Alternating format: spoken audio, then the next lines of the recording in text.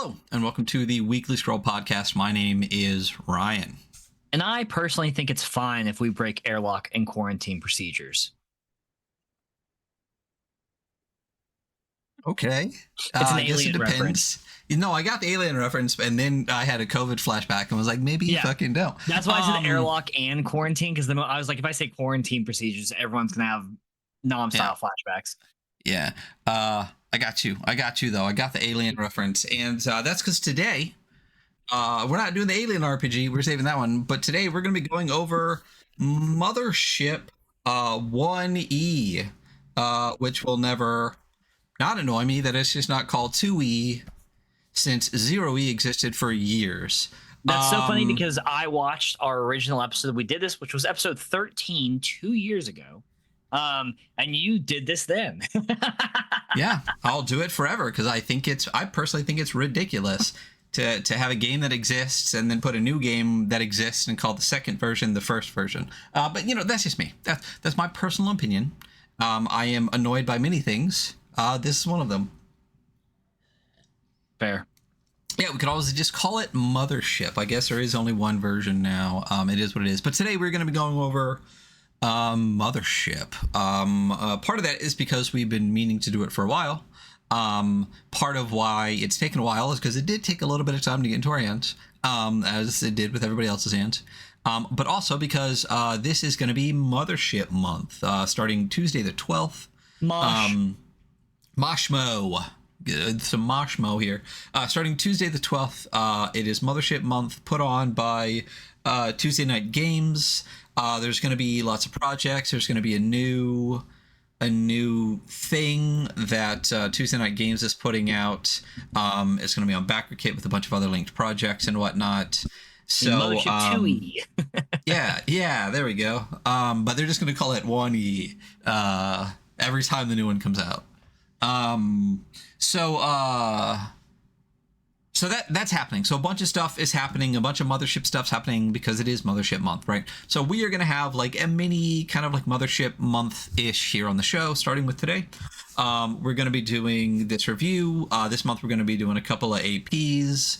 We're going to be having like a spotlight episode to not to briefly talk about like the main Mothership thing, but I have a feeling that it's probably going to fund, right?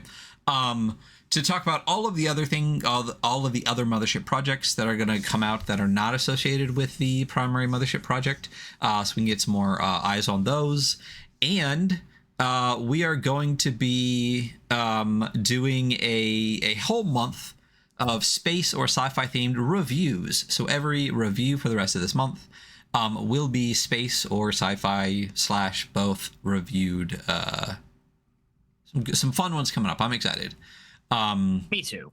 Yeah, so we'll see how that goes. So we're doing Mothership, right? And you got the deluxe set. I got the deluxe set plus more.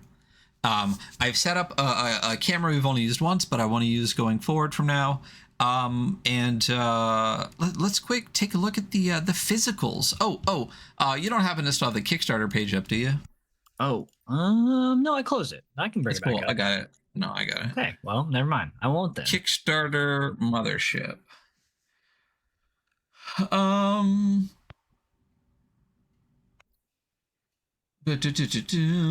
Let's see.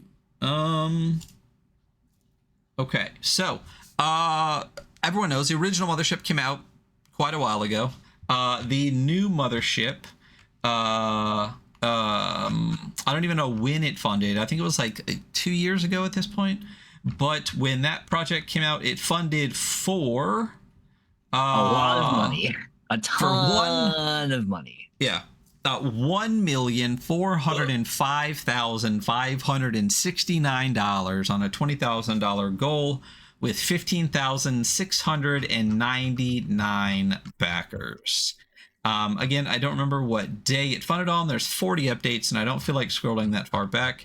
But, you know, we did get this a couple of months ago. And we've been waiting for a time to review it. And so that time is upon us. We're going to do that today. And I said I wasn't going to scroll down and figure out, but then I started scrolling down. So it funded successfully on December 2nd, 2021. So we're talking about almost 3 years ago at this point. But again, it did deliver months ago at this point. So it did take a little over 2 years to come out. But anyway, for the volume of like what they ended up having to do, I understand. Yeah, it's not a big deal. I mean, they did update relatively well. I mean, I'm glad they're doing Mosh Mo, because anytime you have a Kickstarter that takes longer than expected to come out, a lot of the excitement for getting it wavers. You know what I mean? I think that's could be part of the reason we haven't seen quite as much 1E stuff as we did with original Mothership. But I have a feeling Mosh Mo is going to turn that around, and we'll see that. But we do want to show, for those in podcast land, this isn't going to be helpful to you. We'll use word pictures, but I won't. Nah, we actually want to kind of go through the box a little bit here. So I'm using this top-down cam I have, and of course, I went balls to the wall. I got the deluxe edition, which is beautiful gold box right here. I also got the regular edition box set, which is half as large. And I did get, of course, all the adventures and a bonus like holding box, because I do have like an entire shelf of Mothership stuff behind me. And it also came with a t-shirt I've never opened. So that's that. Did I get a t-shirt? What the fuck? You should have got one with it. Well, maybe you didn't with the deluxe. I don't know if it came with the deluxe or it came with like just like the Super Beef Boy one. So typical. In the bonus storage box, it did come with a couple of patches, and all of the like 1E conversions. So a couple of patches there. To dust you shall return. The landing crew and launch crew survive, solve, save. A lot of pamphlets here. A lot of pamphlets, even more pamphlets. It keeps pamphleting, and then there is a like a sticker sheet in the bottom so that you can like label the box and stuff like that. I'll quickly flip through the regular edition box. The cover of it looks exactly like the cover of the zine. It just says core set instead of player's survival guide on it. It does have a bunch of stuff on the back that has like includes this and stuff like that. I mean, it's really nice. It's a beautiful box. The it's multi-textured, so all of the white has like that kind of like sheen texture to it versus matte in the background. So it's a little bit raised. It's real nice. It's a real nice box. And what came in that was some dice, 2d10s and a d20, which is what you need for the game. Some standy bases. And then it came with obviously the player survival guide, the Warden's operation manual, the shipbreaker's toolkit. It came with the unconfirmed contact reports. It came with the Mothership companion thing, like to go use the app. There's a small GM screen in this one. We got some standees. You got what is this? It's like a big poster situation. And then you got the adventure, another bug hunt. So that's what all came in the regular core set of the game. And in the deluxe set, it's basically the same. You just get a nicer box. Like that's you basically pretty much paid for the nicer box. you just pay for the nicer box, and it is a nicer box. It is a beautiful golden box. It is too big to fit on any of my shelves, which is actually kind of annoying. It does say Mothership on every side, which I'm always gonna love, because then no matter where you put it on your shelves, it will say that. But then of course, this piece of shit camera is going to don't get C920s, people. It is going to unfocus. So let me refocus that real quick.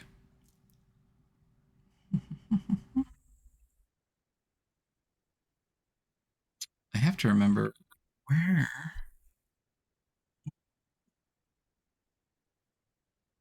Going great, everyone.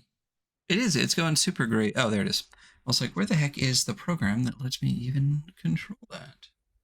Um,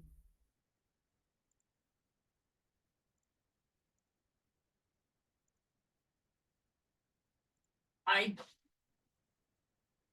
I definitely wish that I had gotten just the regular box set and not the deluxe box set, because the regular box set is the same size as all of the other box sets I have on top of my shelf and would have fit there nicely.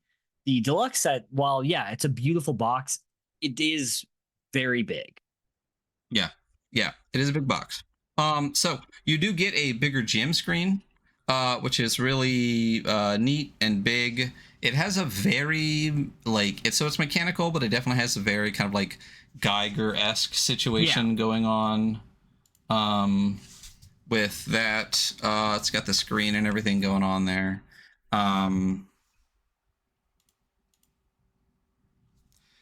It's got the same poster. It's got even more standees, and then it's got literally everything else that was in the core box. Again, you're basically playing for a really nice box. It is everything that's the same. You do get more adventures. Is really the big difference. So you get the player survival guide, you get shipbreaker, you get warden manual, you get all that kind of stuff. You get another bug hunt, but then I also got Dead Planet, A Pound of Flesh, and Gradient Descent for 1E. The box itself is gorgeous. It is got magnetic clicking like compartments on the side. So there's compartment A, compartment B. Inside the compartments, you do have the dice and the standees. You have some boxes that you can fill with some other stuff with. There's a lot of spaces for you to put like pencils, more dice, things like that. A gun. Yeah, a very small gun for some of that stuff. So it is a cool box. It is a nice box. It was worth it to kind of get all of the extra adventures. You do get. It is nicer for a reason. You did pay for the niceness. I personally think it was worth it. I do think it's a nice box. Again, the only problem is it is bigger than everything else I have, so it does get, I guess, its own place on the shelf. Because it does. And that's it. So that is the physical deluxe box, core box, and extra storage box there for Mothership. So Beautiful. Yep. Look at all of that. And how much was all of that? I don't remember what the Kickstarter was to get like the all-in pledge. The deluxe set, both right now on Tuesday Night Games and also on the Kickstarter, was $99. The core set, which was the smaller box you did first, is once again both on Tuesday Night Games and on the Kickstarter was $59. So, frankly, incredibly reasonably priced in my opinion. Yeah, I mean, I think it was a pretty good deal. So did you? I was closing a window. Did you say what like the entire all-in pledge was, like the balls to the wall pledge? Oh no, because I'm not a freak that needed to get both sets. I mean, well, I am obviously. So let's see. That tier you're talking about, the Mothership Mega Bundle, was a $199. Hey, you know what? I'll take it. I think all of that all together for both box sets and the T-shirt and everything, absolutely worth it for $199. Yeah, totally. So that one did add the, like you said, the extra storage box. You got all those pamphlet modules, and the shirt, and two more things. Okay, so going into Mothership, so we approached this a little bit differently. Because I believe that you said that you actually went back and like watched our previous episode. Yeah, I listened to about maybe an hour of us reviewing it, and then I was tired of the sound of my voice and didn't want to kill myself. So I turned it off before I drove myself insane. Mm-hmm. Yeah, I hate the sound of my own voice as well. Also, we were worse at this back then because this is like episode 13 of our show. We've definitely gotten a lot better. Yeah, I don't think we were dumb, but I definitely think we've refined. I think maybe I'm talking more about myself. Oh, okay. All right. Well, then I think you are always wonderful. Thanks. but so what? So you watched it. I didn't. I purposely did not listen to what I previously thought about Mothership, original Mothership. I also did not read original Mothership until after I read 1E and thought about it, and then I went back and read original, so that I could have like an kind of varnished opinion of what I thought about this game on its own compared to the previous one. And what's your first initial, like, one sentence you want to say before we get into this? I like this one better. I agree. Yeah, I genuinely do in many ways. Yeah. So. Yeah. I do still think it has, like, in my opinion, a very a big, I don't want to call it a flaw. I have an issue.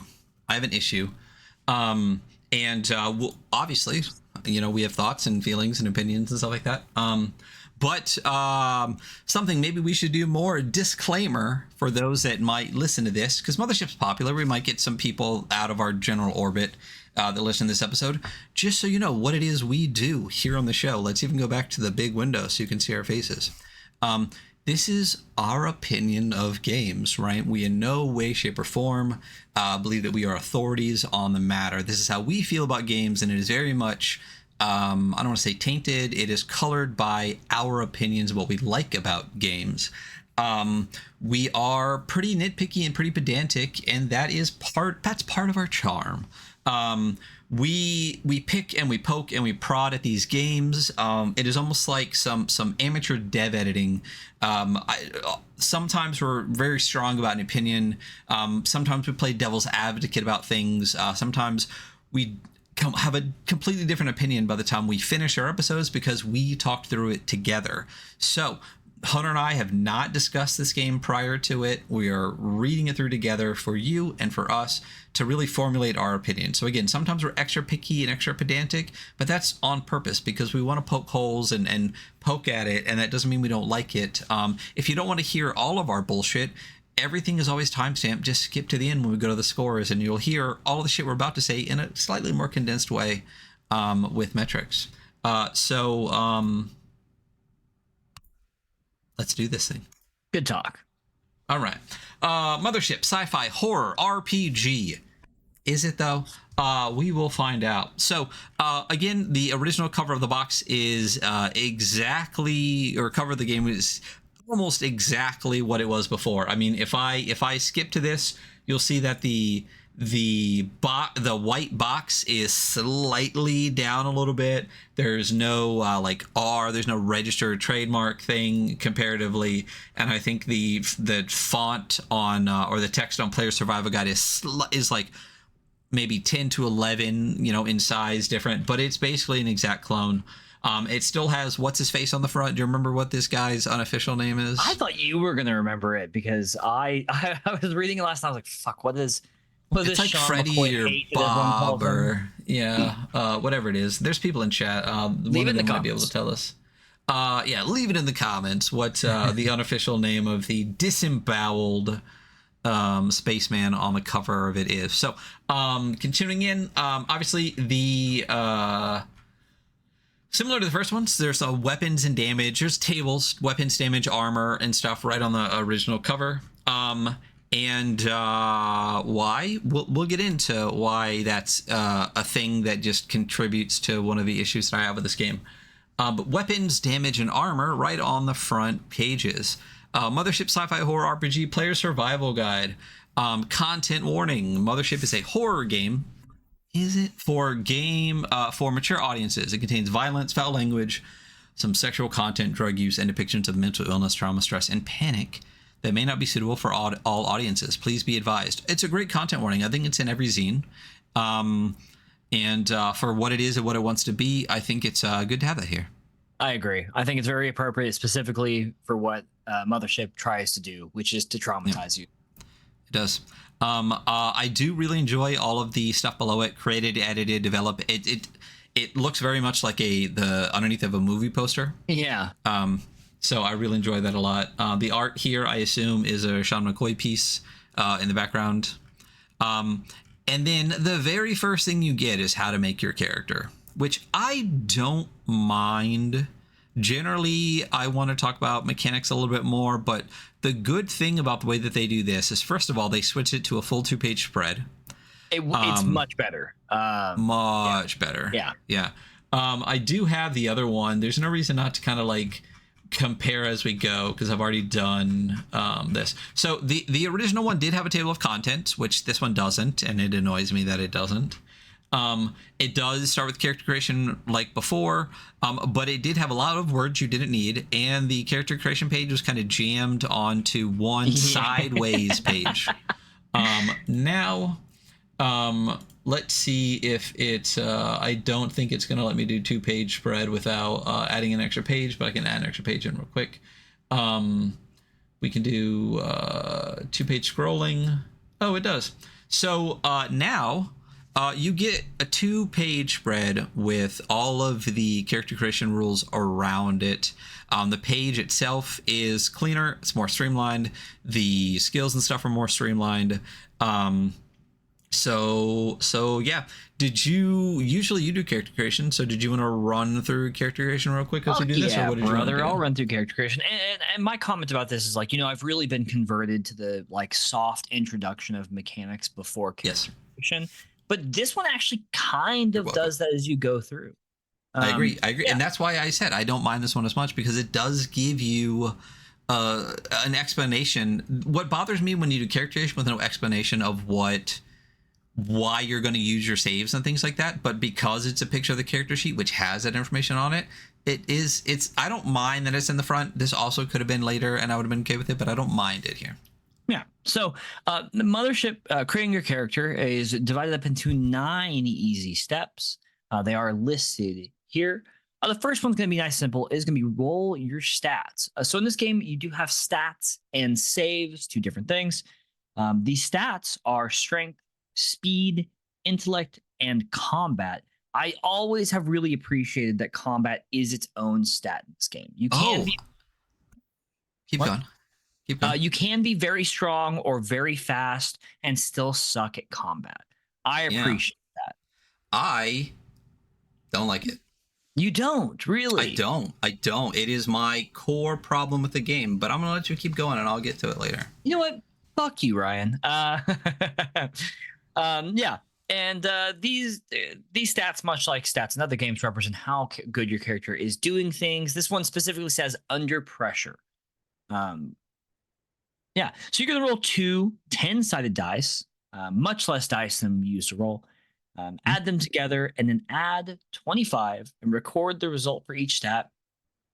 A stat 36 is average, but don't get too hung up on numbers right now because you won't get a fucking 36 in a bunch of stats. I promise you. Step 2, rolling saves. Characters have 3 saves. That is sanity, fear, and body. And it just is representation of how resistant you are to different kinds of dangers and hazards. Once again, you'll roll 2 10-sided dice, add them together, and then add 10, and record the result for each save. So I feel like this is where it starts to, it immediately diverts from the original version, and that your stats and saves are a tad lower overall.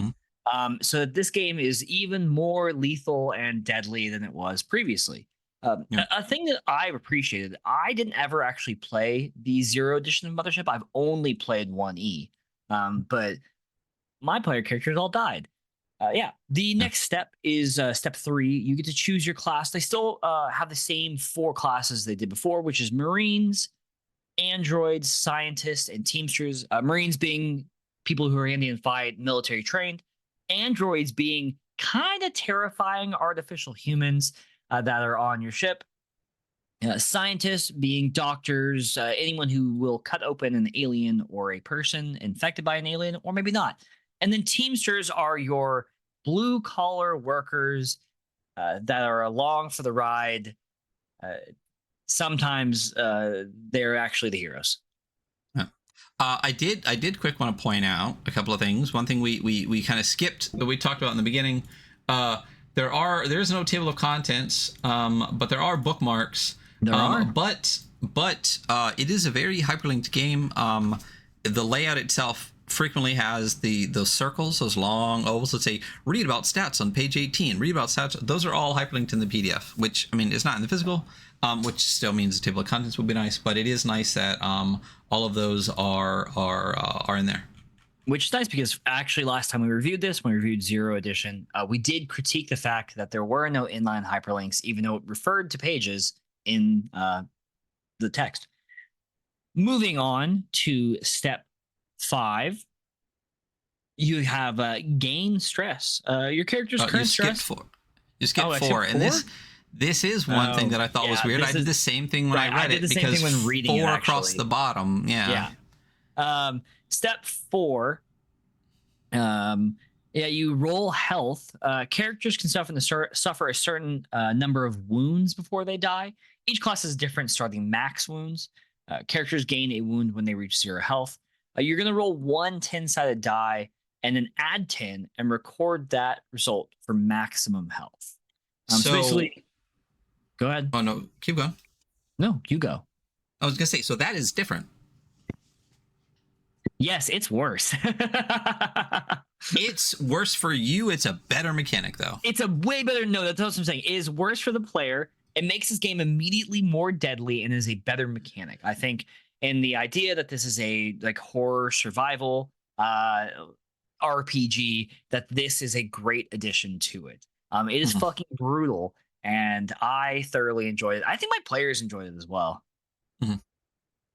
Yeah, so I did play some Zero, not enough to really remember super well. I've mostly played 1E with our homies. On a lot of it here on the podcast, but regardless, I'm a big wounds guy. I think this is good. It's cleaner. It is. It's cleaner, and I don't know. I had a table at the time that was for once very into the idea of dying and making new characters. I think also because making characters in this is really easy. So easy.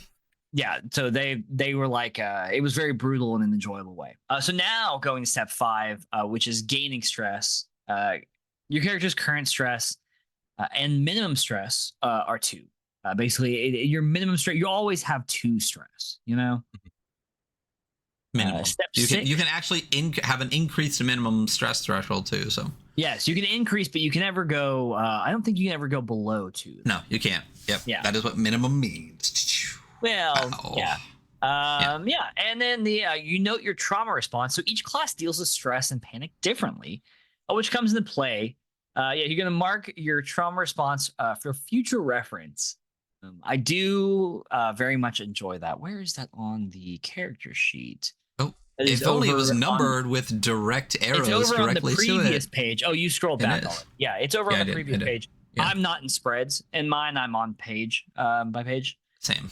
So you mark your trauma response and then choose a skill. So your classes come with a few skills that are preloaded. Additionally, each class gets a number of bonus skills to select. So to choose a skill, you must have at least one prerequisite skill. They're indicated by the arrows leading from one to the other. I actually really love this skill tree that they give you. Visually, I think it's great. I think it's kind of video gamey, but not in a bad way. It's very easy to understand.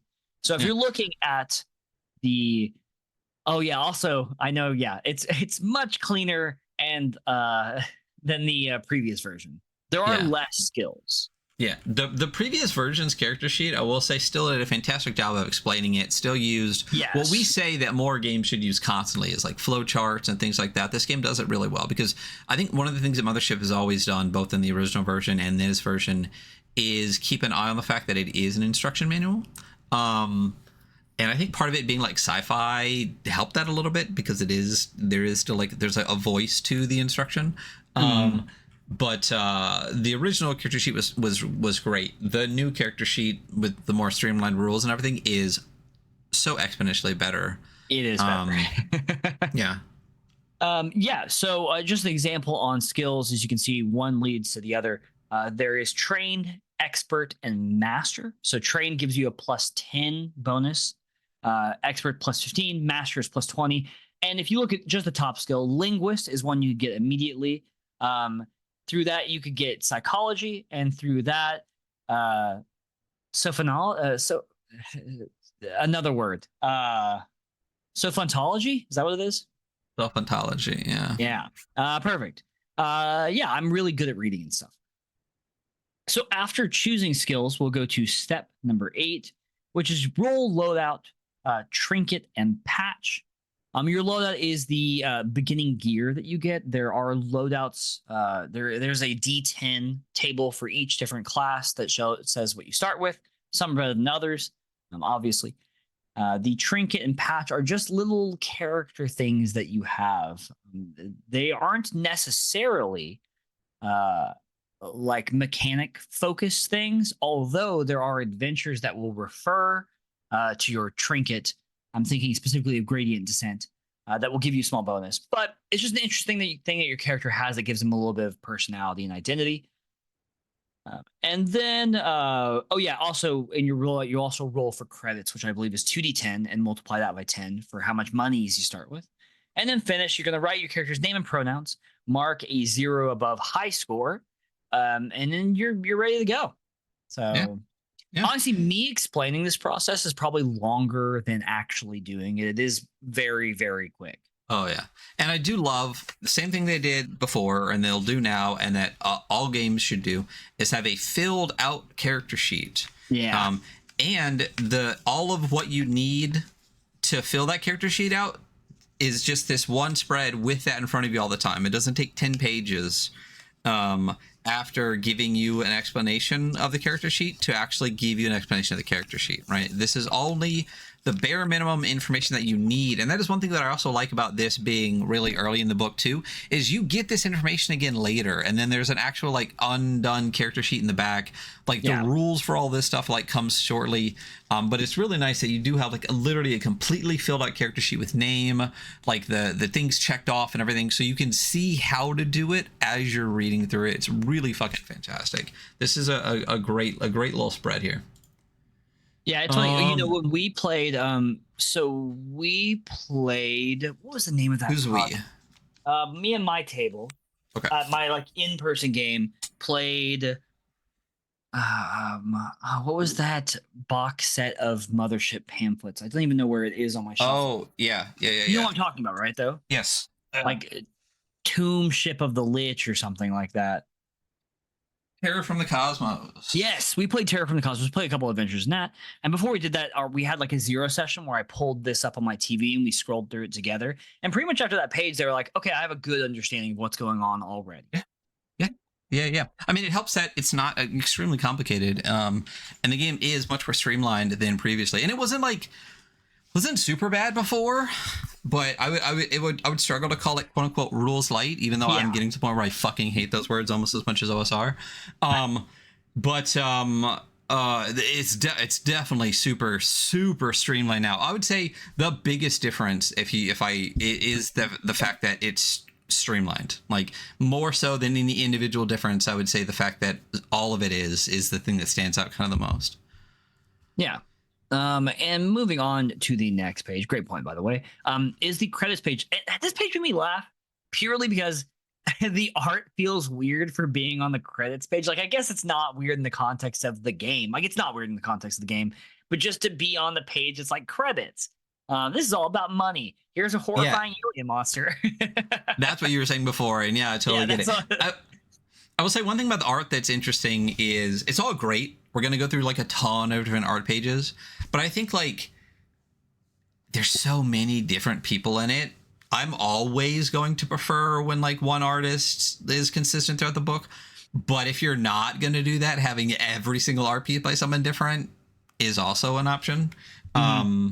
But they're all gorgeous. This page obviously is stunning. So yeah, very great pseudo pilot-esque thing. Yeah.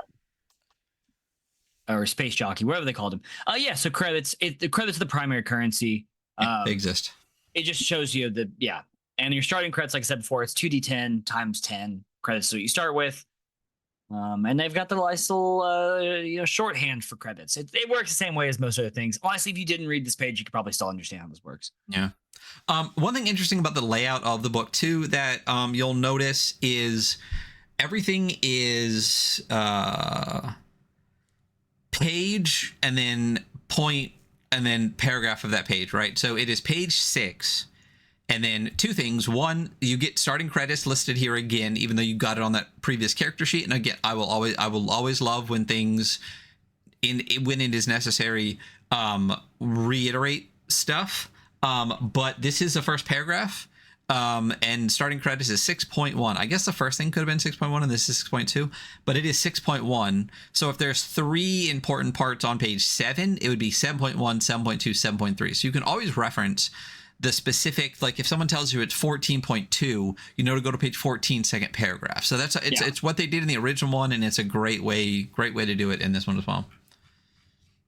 Yeah, and also I think things like that, like I think it's great, and we always talk about Troika having that and it being really strong. But I think once again, it really fits into that like sci-fi future instruction manual that you have in your hand for how to be the pilot on this ship.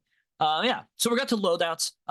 This is a more streamlined version of what they did before. It kind of takes a lot of the weight off of picking what you get, or the previous. I think the loadouts previously were bigger. Doesn't really matter. Who cares? My memory is blurry. So you basically have a D10 table to roll on, and some of these are great, and also some of them you're like, yeah. Why don't we let's we it's D10 tables. Let's just hit through the tables because I do, and for this, of course, I have to use my digital dice roller here. Love this bad boy. So why don't you do one and I'll do one, and you do one and I'll do one. Do you want me to hit Marine, or you want? Yeah, you do Marine. I'll do Android. Okay, so for Marine, I just tap. So the great thing with this is I just tap D10. Boop. It's an 8. I love this fucking thing so much. So for 8, it is a dress uniform, which is armor point 1, a revolver with 1 round, and a challenge coin. One thing that's interesting is it says underlined items are not described in the equipment section. Use common sense to determine their use. They do that a couple times throughout the books, like use common sense, like be reasonable. I like it to a point. I'll say if I don't. I don't remember a point when I didn't like it, but it kind of there's stuff. Anyway, keep going. What did you get for Android? I do like it. So in this so far, I'm like, yeah, obviously what fucking camping gear is. What a satchel is. You know what a screwdriver does. I don't need to write. You don't need to write a bunch of stuff about it. For Androids, I rolled a 5. So I started with a standard crew attire, which is 1 armor point, not very good, a stun baton, and a small pet, in parentheses, organic. Just to let you know. Scientist loadout. Let me hit D10 again. I got a 5. So I got a lab coat with AP1, cybernetic diagnostic scanner, and a portable computer terminal. Nice. I rolled for Teamster, and I rolled a pretty good one, I think. I rolled a 10, which on this one, in this it is 0 to 9. So when you roll the 0 side, it is. So I rolled a vac suit, which is 3 armor points, a laser cutter with 1 extra battery, a patch kit, 3 of them, a tool belt with assorted tools, which I think for the Teamster is like a really great start to be very useful in a lot of situations. Yeah, that's a really good one. Yeah, it's which one was the one I was looking at earlier? It's like, oh yeah, if you roll a 9, you start with loungewear, which is 1 armor point, a crowbar, a stim pack, and 6-pack of beer. I'm like that. Yeah, they couldn't be more polar opposite on those right there. Yeah, none of them are outright totally useless, which is good. I mean, outside of the crowbar, what are you getting out of number 9?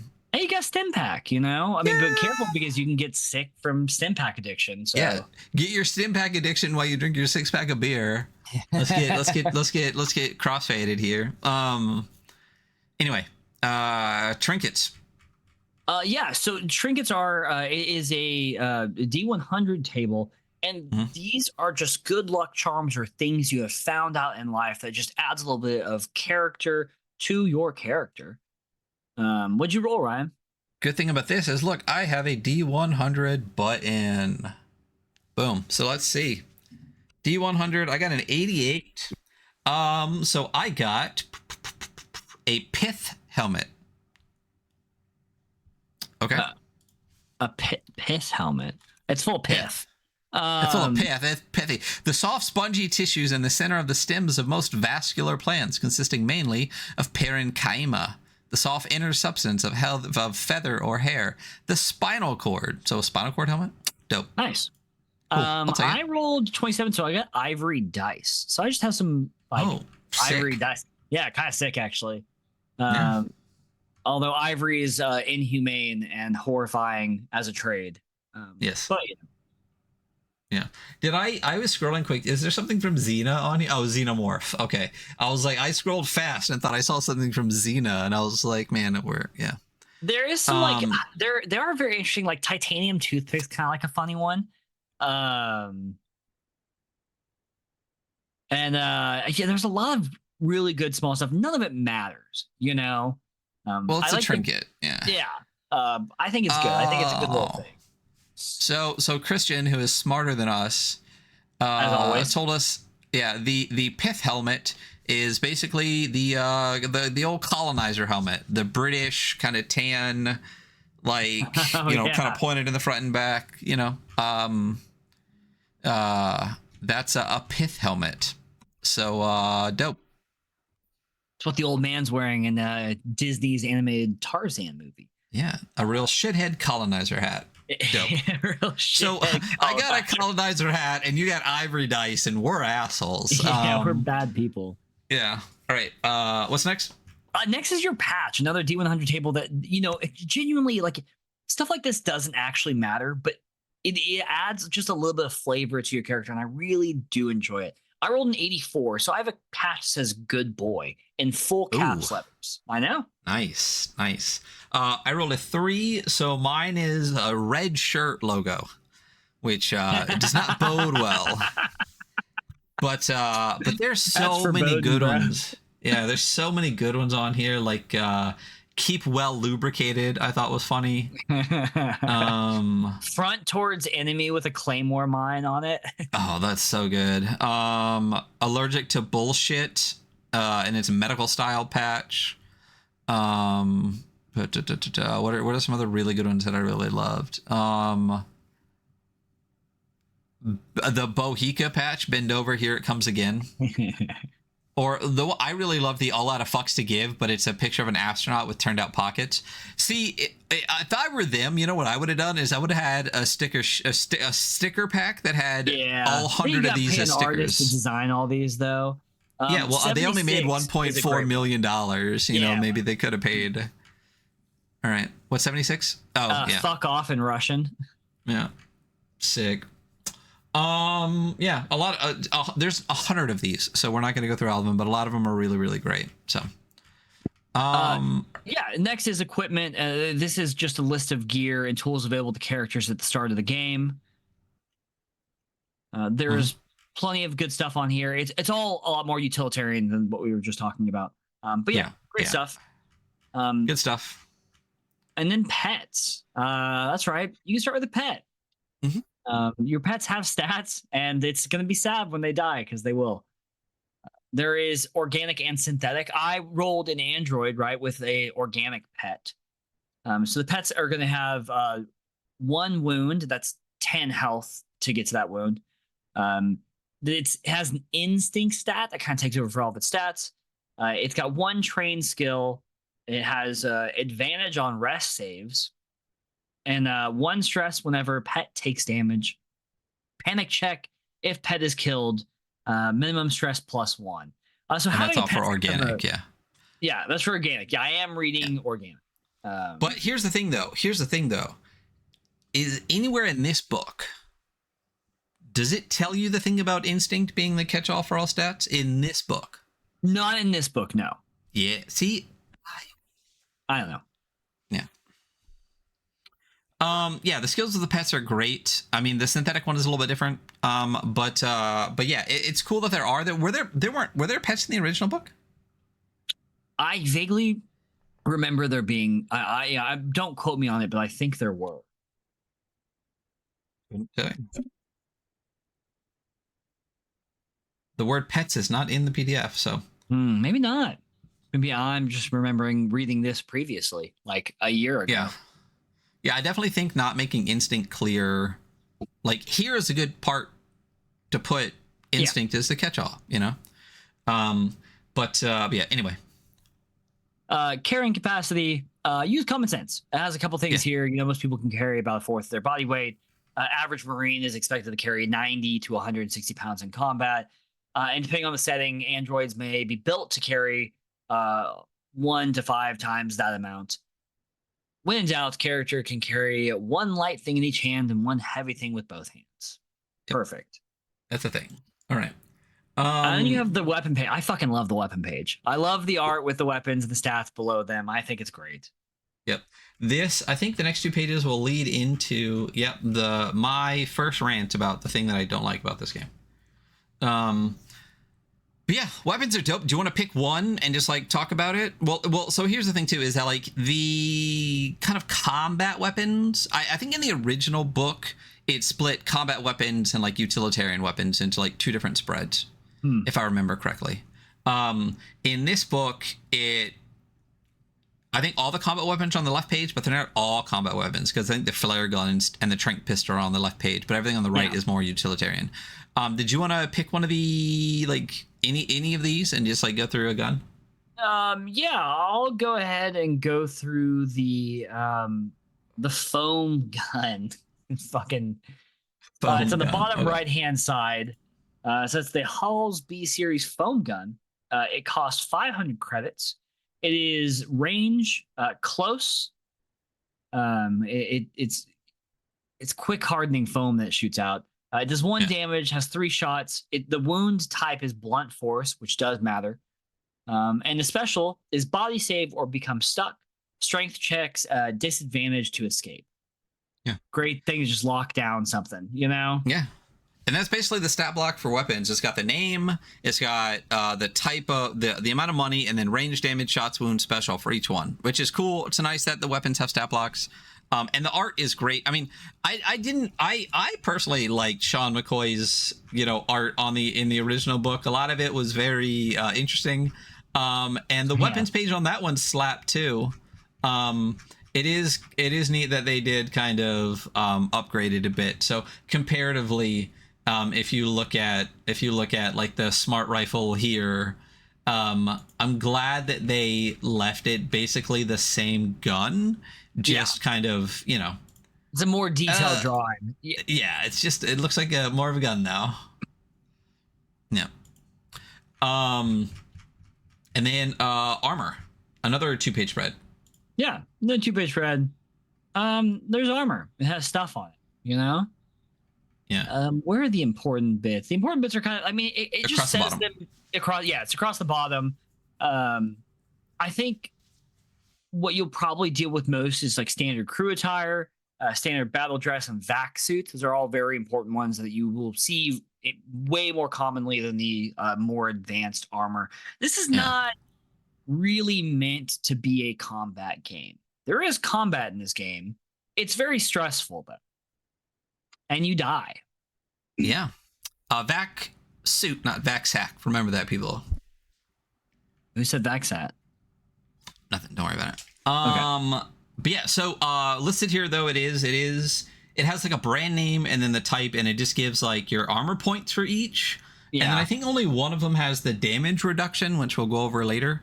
But it is kind of neat. I mean, again, this is basically the exact same spread as the original game, just obviously the art is exponentially better and cooler and stuff like that. But I do like all of the little tags across all of them that explain like the comms and stuff. And I do like that some of them like are multiples. Like, I don't know why, but like the, in the top left, the short range comms, there's arrows to go to 2 of the armors. So I like that they kind of like tagged a bunch of different parts that way. It's a cool spread. It's a little busy, but it looks really neat.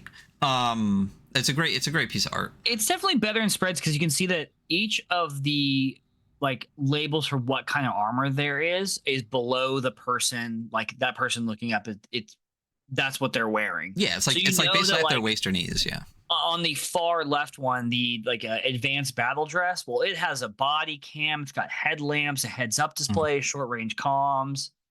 Yeah, it's cool. Yeah, it's cool.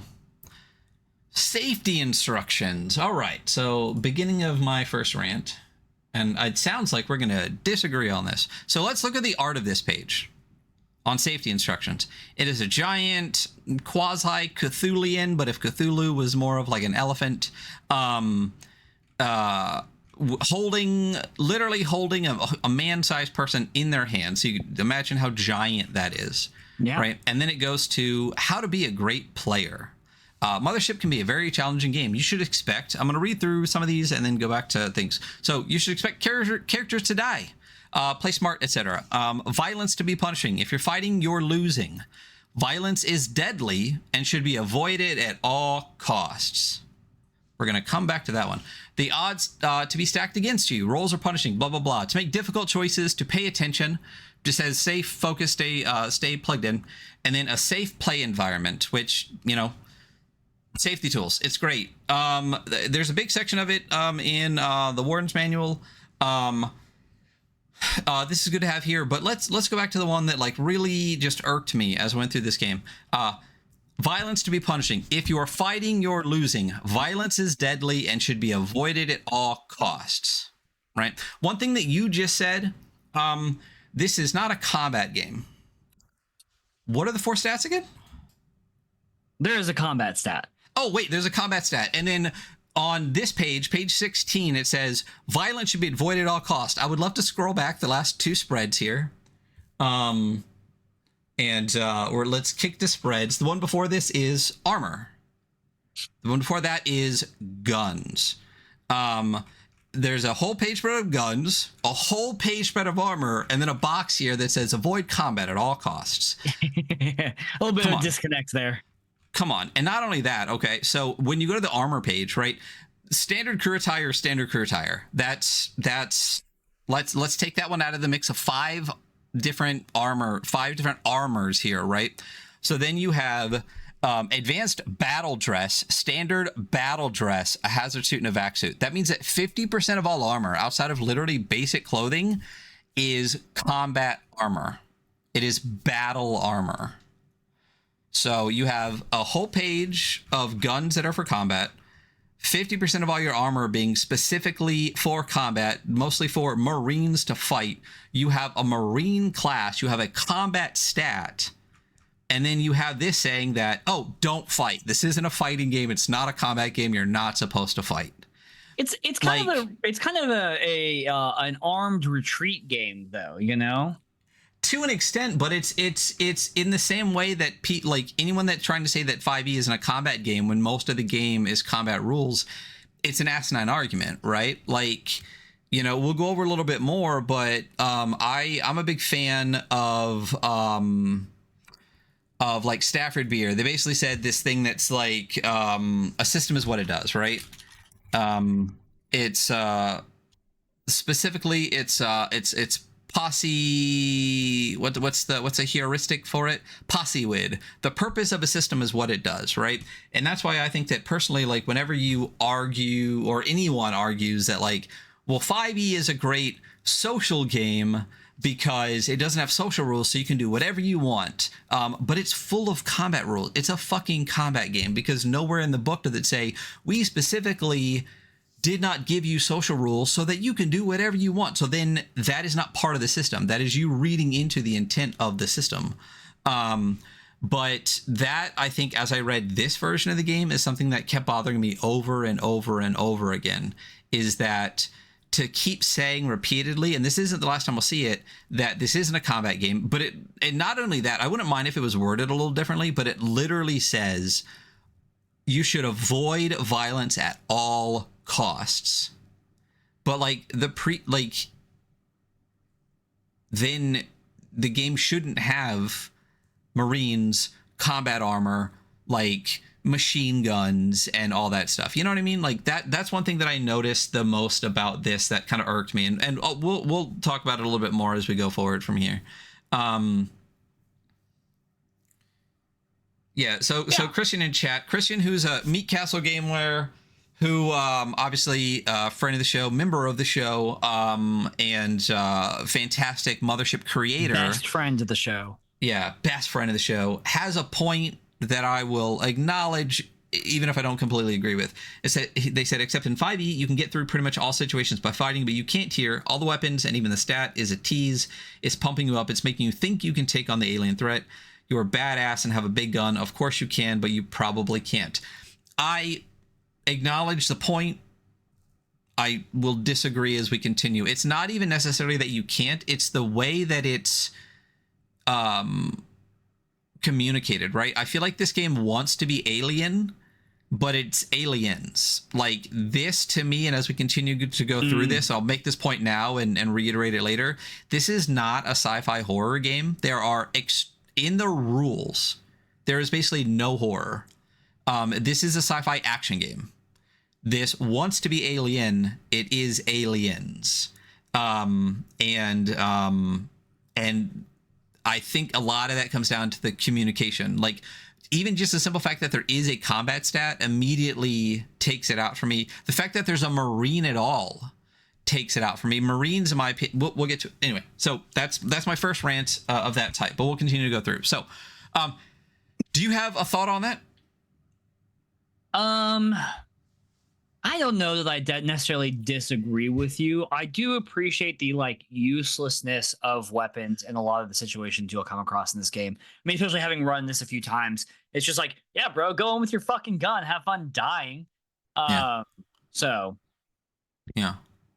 And like I guess within the rules, like as they're codified, like there's stress and there's panic, and to that for me is very like horror-esque, right? There's not like a insane, or I mean, there is sanity score.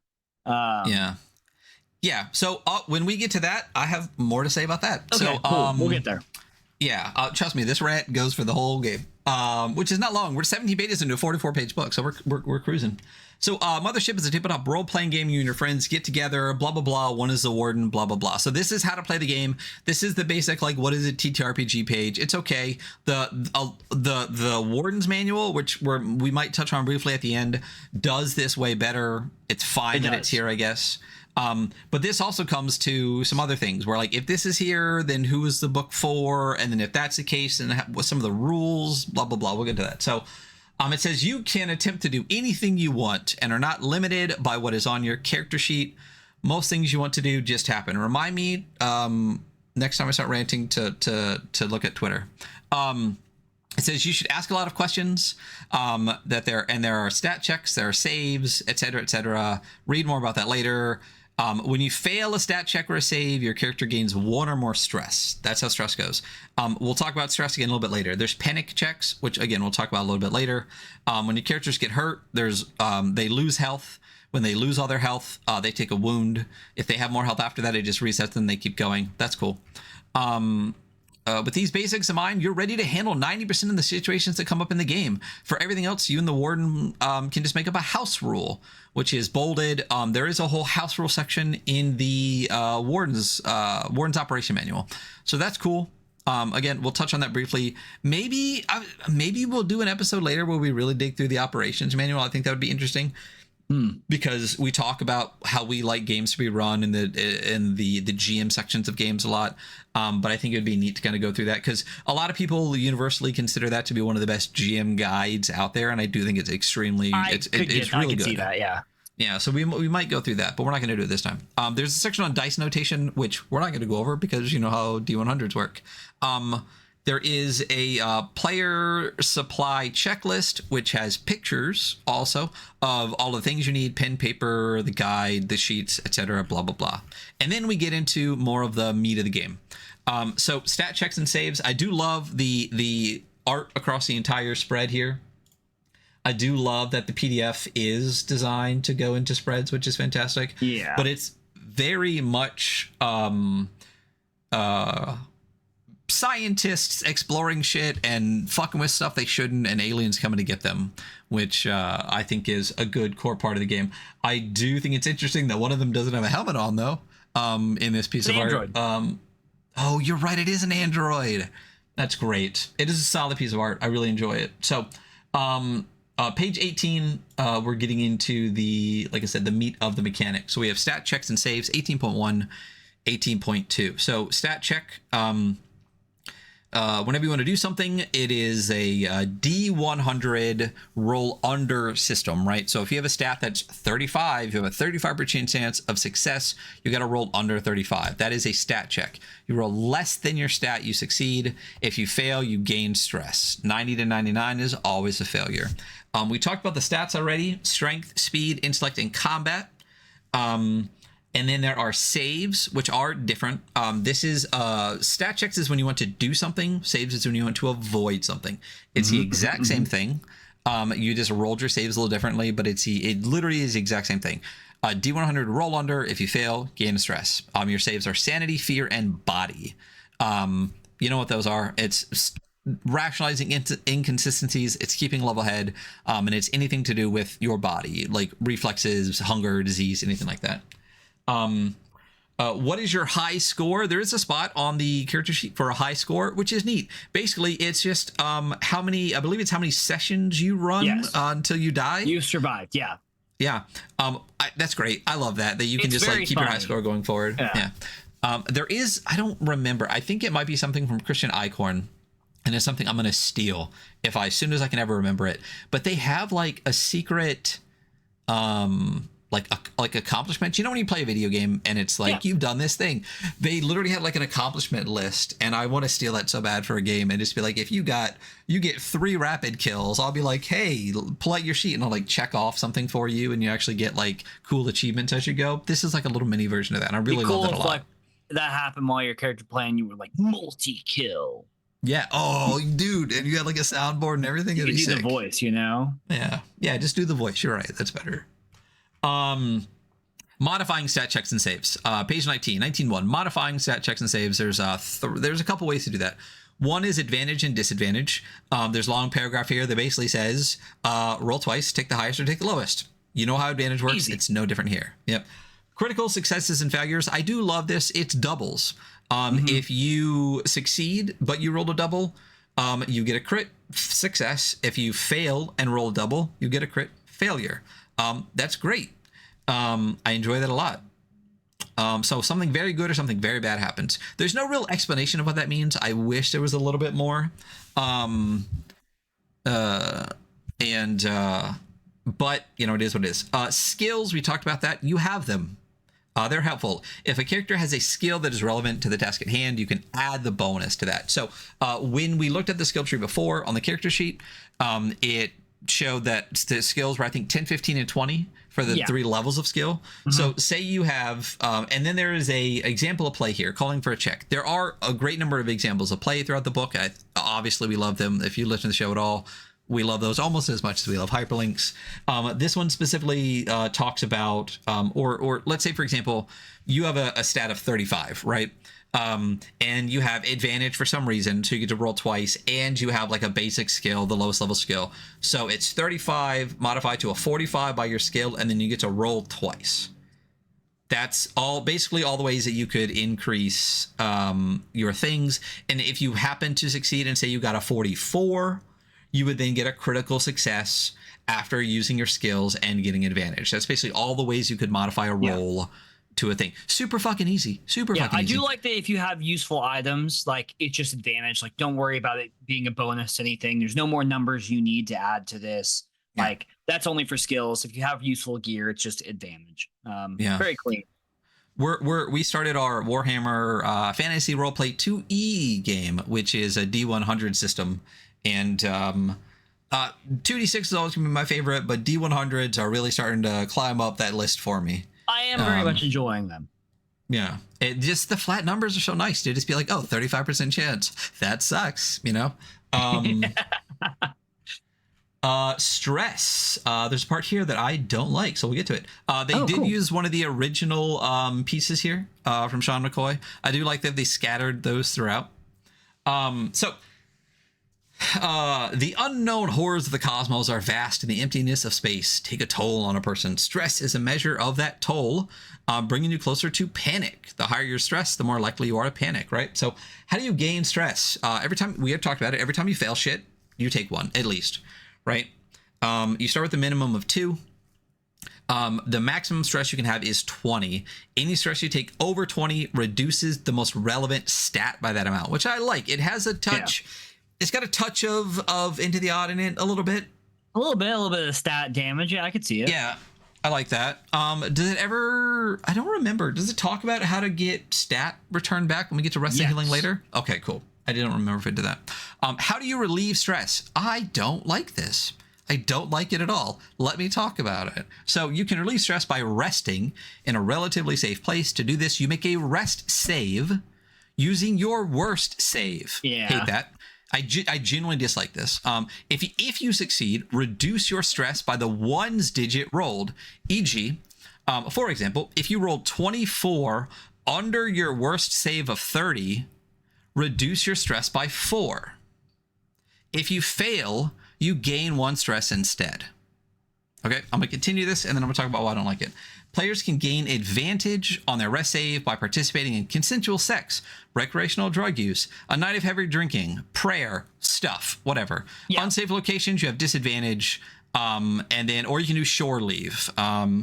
For that, you can check out hot stuff on shore leave from what. But so there's a section here on sex. It says get everyone's at the table's consent before dealing with sex in your game. Set clear boundaries for what is acceptable and check in regularly in case anything changes. Cool. There's sex in the game. Some people like that. Some people don't. It is what it is. I don't like this rule. I think it's bad. I don't say that often. You think it's just clunky, or is it too brutal for you? It's not even brutal. It's not, there's no, it is entirely up to chance in a way that I dislike, right? So say, for example, here, maybe I'm reading it wrong. And then we can look at the original version, which I love way more. I thought the original one was great. So so it says to do this, make a rest save using your worst save. Let's break that down. Why? Yeah. Why the worst save? Why not the most applicable one? Or why not like body, or the one that maybe you took damage in? Why specifically always the worst one? That makes no sense. Like in the fiction of the game, like it makes no sense that it will always be your worst save no matter what. Yeah, I mean, I guess my thought process on it is that this game is supposed to be brutal on the player characters, like their characters, and their characters are temporary beings that are meant to be wasting away and dying. It kind of has like almost like the Call of Cthulhu characters, where your characters really just get worse until you retire them. I mean, I understand that to a point. Christian made a good point. Says the thing that you are worst at handling is the thing you are most stressed about. Okay, I don't dislike that. I don't disagree with that point. I'll take that. If you succeed, reduce your stress by the ones digit rolled. So if you rolled 24 under your worst save of 30, reduce your stress by 4. This is what I don't like. Say that your worst stress is we'll say 30, right? Cool. Okay. So say you roll, let's say you roll a 2. Okay. You can barely roll better than that. That's basically the best you can possibly do. And you get 2 back. Right? Then let's say your save is a 30 and you roll a 29. Basically, the closest you could get to possibly failing, you get 9 stress reduced.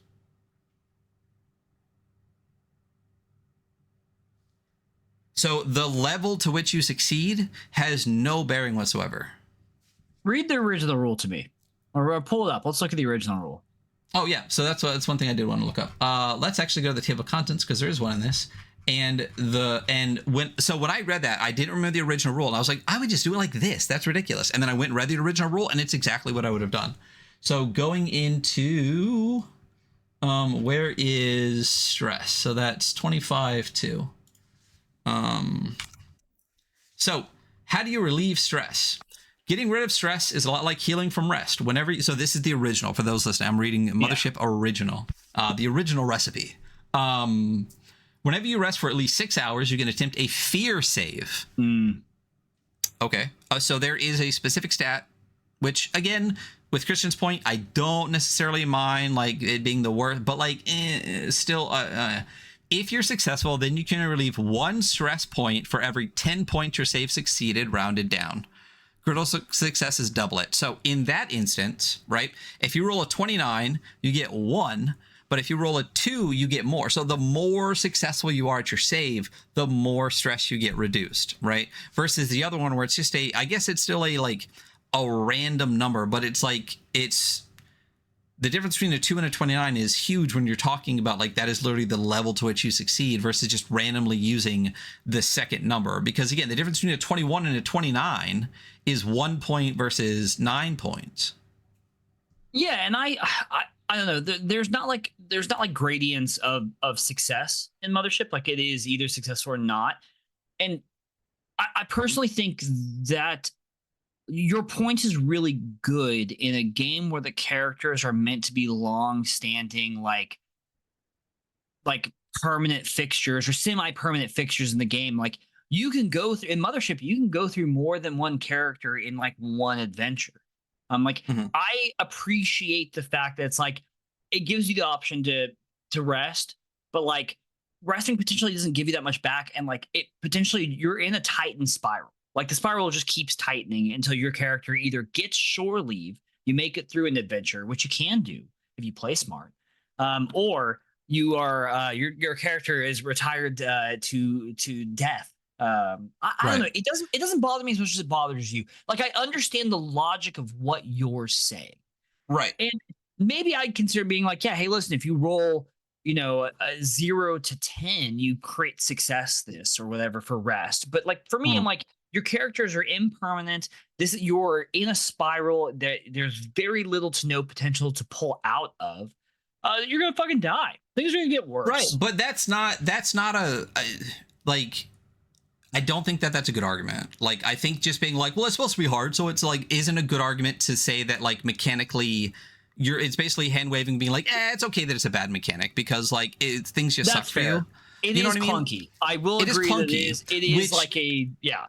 It's just weird, and this is what is stuck out like a sore thumb to me because everything else in the game became so streamlined that to take something that I considered extremely a well streamlined rule, because the other thing too is you're not going to get a ton back regardless, right? And there is an option, I guess, in that you could actually earn more than you possibly could in the original one, right? Because if your stats are 30, right, if you roll a 10, you're still only getting 2 points. You can never get more than 2 or 3 points. So if you're talking about brutality, it makes way more sense to go with the one where you can only get 2, maybe 3 points max versus potentially getting 9 back, right? So it's a weird way where maybe that's part of the reason, because you could technically have more back, but then that's literally counterintuitive to your entire argument that it's supposed to be brutal. So it's weird. I don't understand the rationale.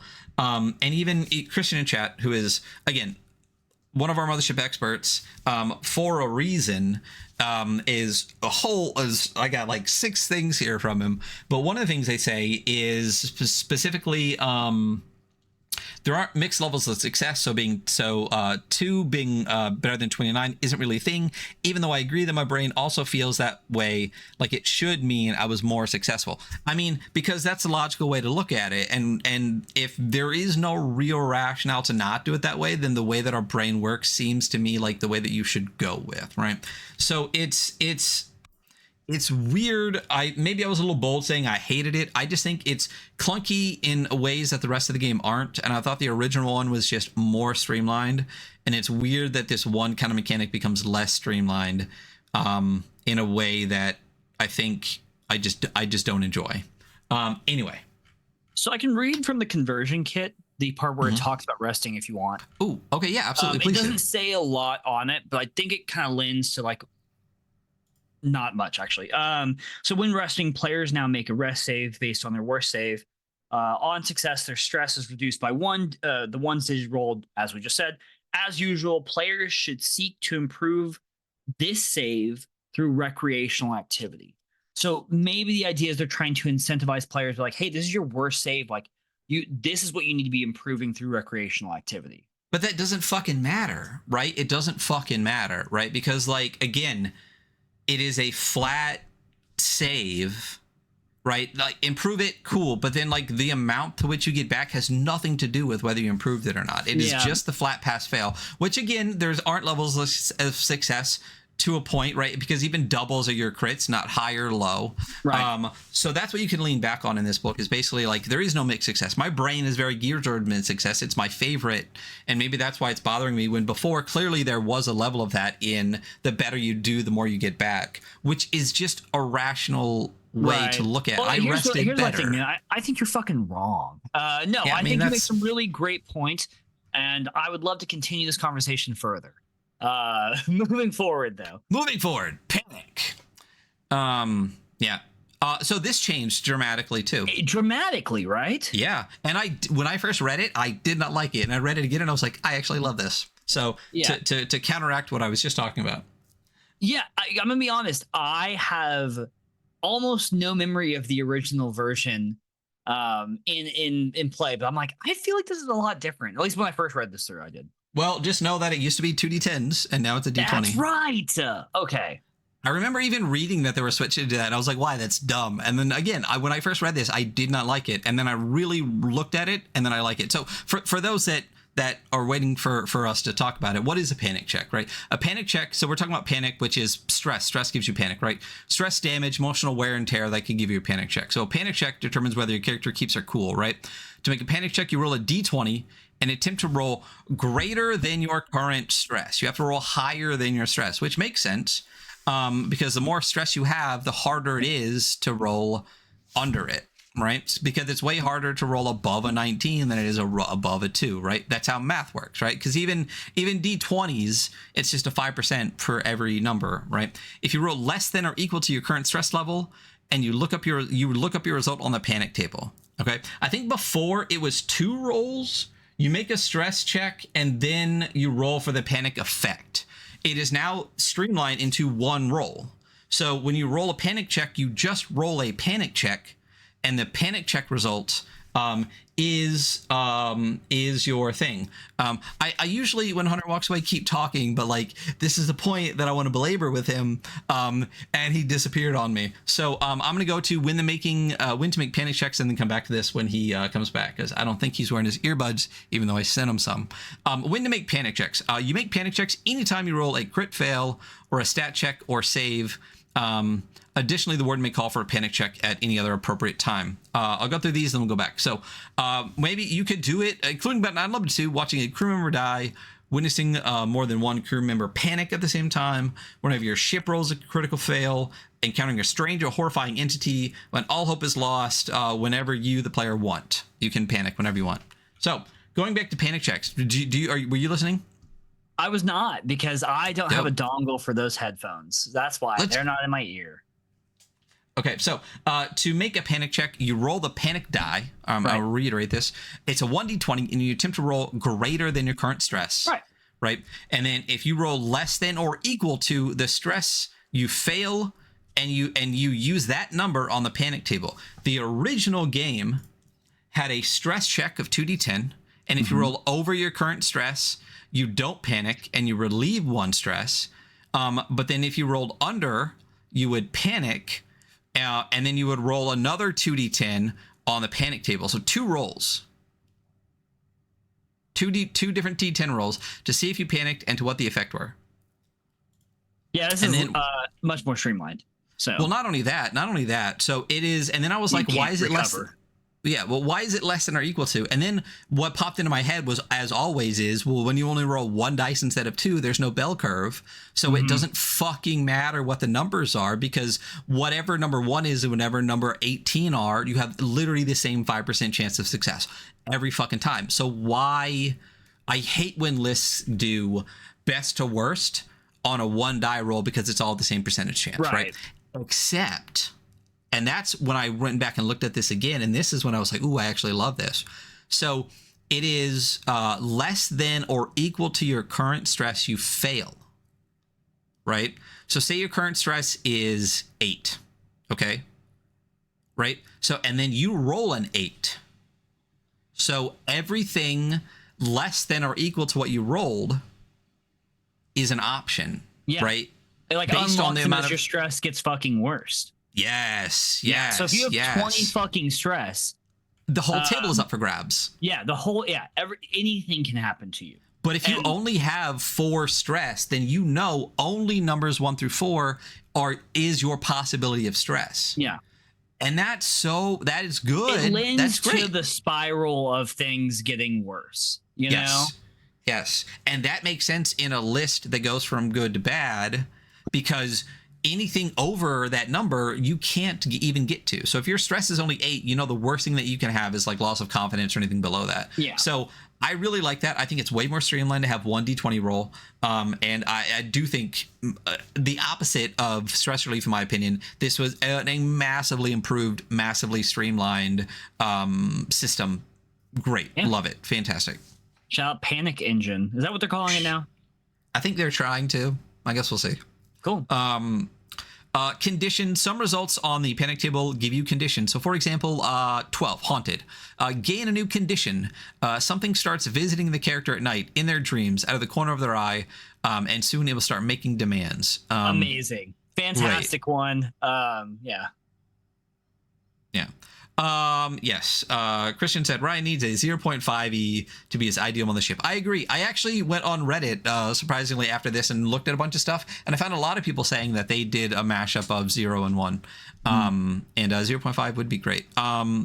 Another condition, spiraling at 17, is gain the new condition. There's no names for the condition, you just have it, right?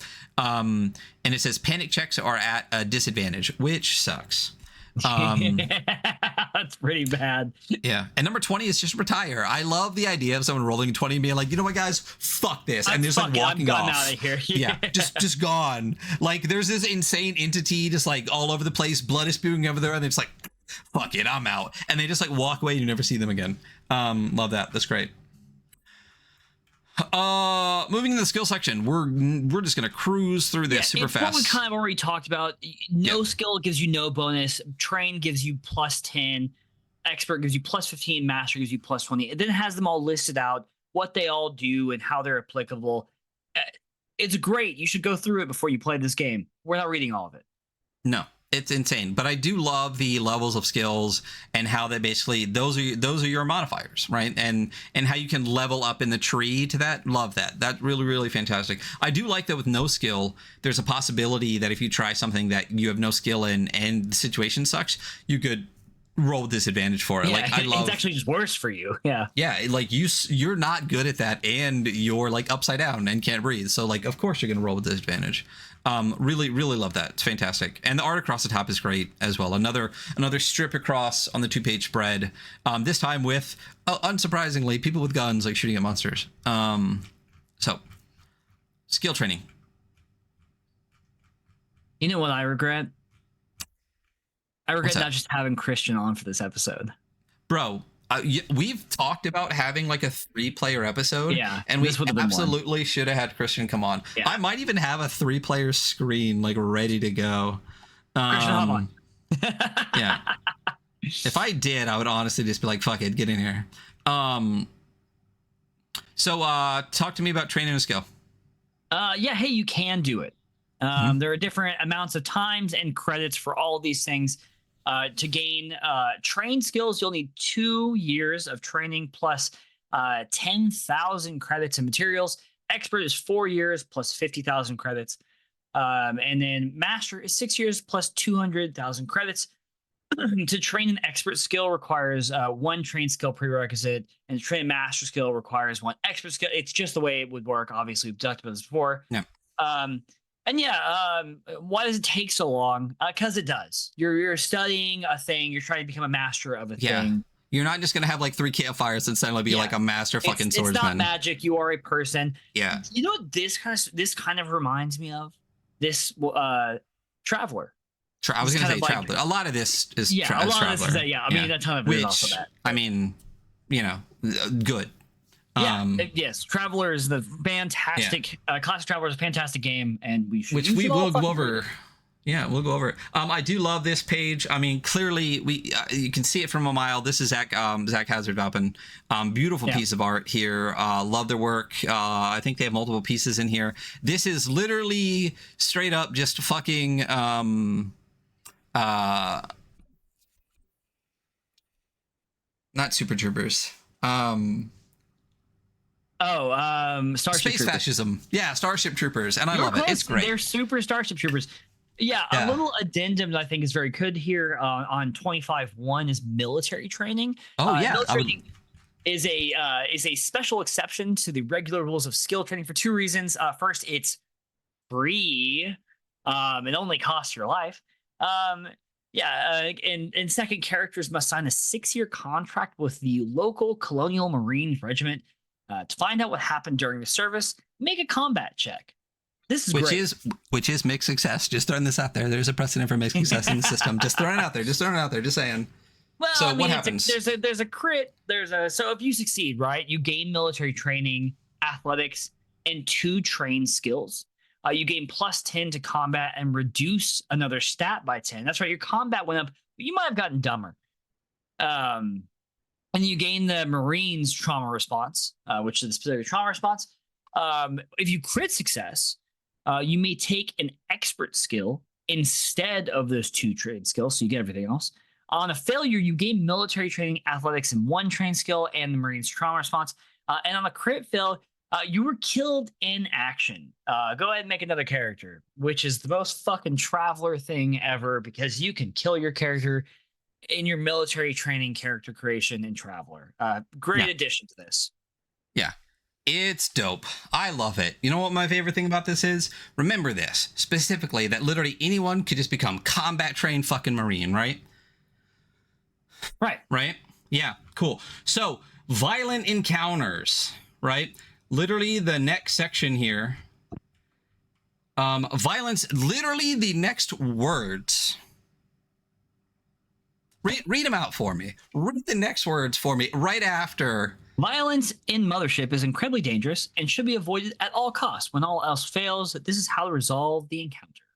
Did they do it on purpose to literally put both times they boldly say do not fight directly after pages about combat and weapons and armor? Because the juxtaposition of those two things, this is my problem, and I'll expound on what I said before. It's not necessarily that you can fight and you'll probably die doing it. It's the communication of that, right? And it's the way that it's written, right? Avoid it at all costs. Never do it. Like, I wouldn't mind so much if it said combat's gonna suck for you, right? But it specifically says do not fight, right?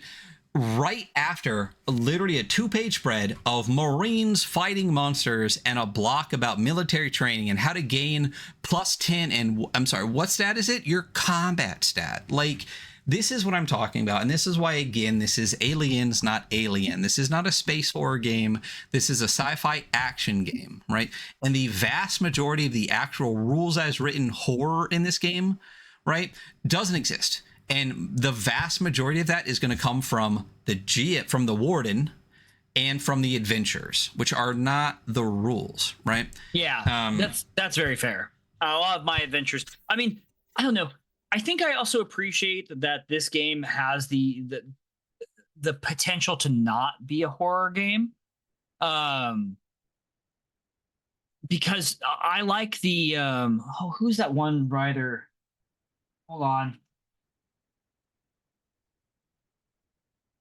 Where is it? Damn, I should have pulled it out before. What give me a little bit and I'll think of it for you. The Mothership adventure creator that wrote a couple of the definitely non-horror modules that I really like, such as fuck if I could goddamn find it. Jesus. Well, as you hunt, I'll continue with my point. You hunt. I'll hunt you. You continue doing your thing. Christian says it's because that's the struggle. Therein lies the fun and the risk reward. It could be like there's no fighting in this game. No, but there could be fighting, right? And that is my point, right? Is that this game is designed to fight stuff. And just because it's going to suck for you doesn't mean it's not designed to fight stuff. And that's the problem. If this game actually wanted to be horror, right? This is how I would quickly do this. I would not have combat be a stat. I think that because here's the problem too, is like, this, right? This, I'm talking to Christian, but let's talk to everybody. If this is the game that you're picking up and reading, you're going to read this as this is a combat game. This is a space I have combat as a stat. I can take a fucking sniper rifle. I can wear advanced battle gear. It's a fight game is the very first thing that you're going to think as you go through this. It's not a horror game. But the front of the book, wait a minute, what's it say? That's right. It's a sci-fi horror RPG, not sci-fi action horror, which is what it is. Because so real quick, let's make this a horror game. Get rid of combat as a stat. Call it something different, right? Make combat not one stat. Just split it across your strength and speed for your melee and your range. Remove the Marine as a character. Put it as a contractor, right? Or as an optional class if you want to play more of an adventure style, right? Get rid of all of the guns except for pistol that are combat things, right? And then what you have is you have teamsters and androids and scientists in a situation where their best gun might be a flare gun or a flamethrower, and none of them have combat training, right? And if you want that, have that be optional later. But to have combat as a stat, to be a Marine as a base class, to have military training as a base option, like, it makes it, again, this is a sci-fi action game. This is not a sci-fi horror game. And that is fine. As a sci-fi action game, it's fucking fantastic. I enjoy the hell out of this, right? But rules is written, the way that this game is communicated, there's a disconnect between this sentence right here that says it is incredibly dangerous and should be avoided at all costs, and the way that the rules are. Because once again, the purpose of a system is what it does. The system is communicating to you that this is an action adventure game, and then words in are telling you, wait a minute, no. Like, there's a disconnect in the way that you're reading it, and then how the rules are working and how the rules are communicated to you. Let's go even farther. This is, and this will be the end of my rant, and then we'll finish this out. But the other rant I had was stealth. There are no stealth stats in this game, even though it is a huge part of horror. And Sean McCoy actually went on Twitter to address this. I have the tweets. Oh, I do vaguely remember that. Yeah. Yeah, and I think, it's, in my opinion, it is not a good justification, and this game would be better if there were sneak stats, and the justification for it makes absolutely no sense to me, even with other things that were written. So let's go through the entire tweet thread here, and then the response is my favorite part, right? So it says, great thread, this is why we didn't design Mothership with stealth mechanics, but the game is also about running and hiding. We don't have fleeing rules either. Here's why. I love stealth mechanics. MGS is one of my favorite games. I always play Thief. Combat is punishing in Mothership. Hiding is smart. Why don't we have stealth mechanics? Because we wanted the most conversation around that part of the game. Instantly started to lose me there, right? It says, what I mean is that one of the parts of the game that it was the one part of the game that I didn't want you to be able to skip over with a roll. I wanted this moment. I want to hide. Okay, where are you hiding? Shit, what's around me? Gears, lockers, surgical, ventilation shafts. Shit, it's coming. Okay, the lockers, blah, blah, blah, blah, blah. It keeps going, right? It basically says, like, I want the most conversation around that, so I'm not going to have a roll, which I'll get to that after. Hiding is important. What? Hiding is important. So important. I want all the tension, all those questions and answer sessions that blah, blah, blah. Like, all the best stealth games do this. They have mechanics for where the guards spot you and how much shadow will hide you, but you have to make decisions, not numerical ones generally. Does that look dark enough? Are they going to walk this way? Removing those mechanics from the game forced wardens to come up with their own mechanics that would work for their table. Or to have a conversation about one of the favorite parts of the game, where you're going to hide. There's so much contradiction in that tweet thread that I don't even know where to begin. Like, the idea that you have to remove a mechanic in order to have a conversation, when literally the very first rule on how to play the game is you can do anything you want. Like, and so much of the warden manual is about, like, having conversations. Every Rules Light or Indie, whatever teacher RPG we look at is like, everything is a conversation. Have a conversation. Like, the idea that, like, you have to get rid of a mechanic in order to have a conversation, to me is just an asinine point. Like, it makes no sense whatsoever.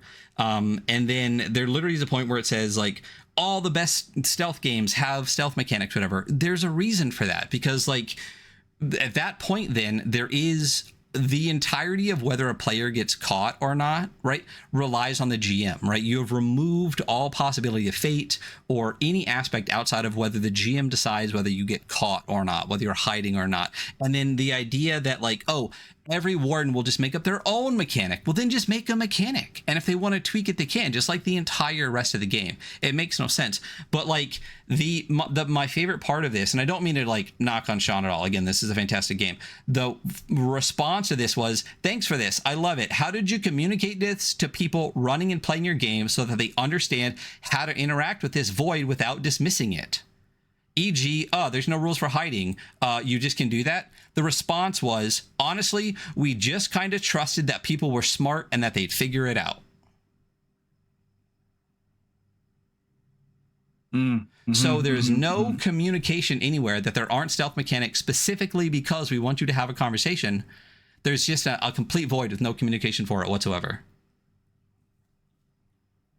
That's insane to me. That's insane to just be like, oh, we thought that like the TTRPG community as a whole would just be like, oh, it's okay to not have a mechanic. We'll just make that. I do think the lack of a stealth mechanic is actually a glaring deficit of this as a system. I mean, personally, I would house rule that, obviously, to deal with that. But like, I think it's something that should have been addressed in the actual text of the game. Why wouldn't it not be stealth?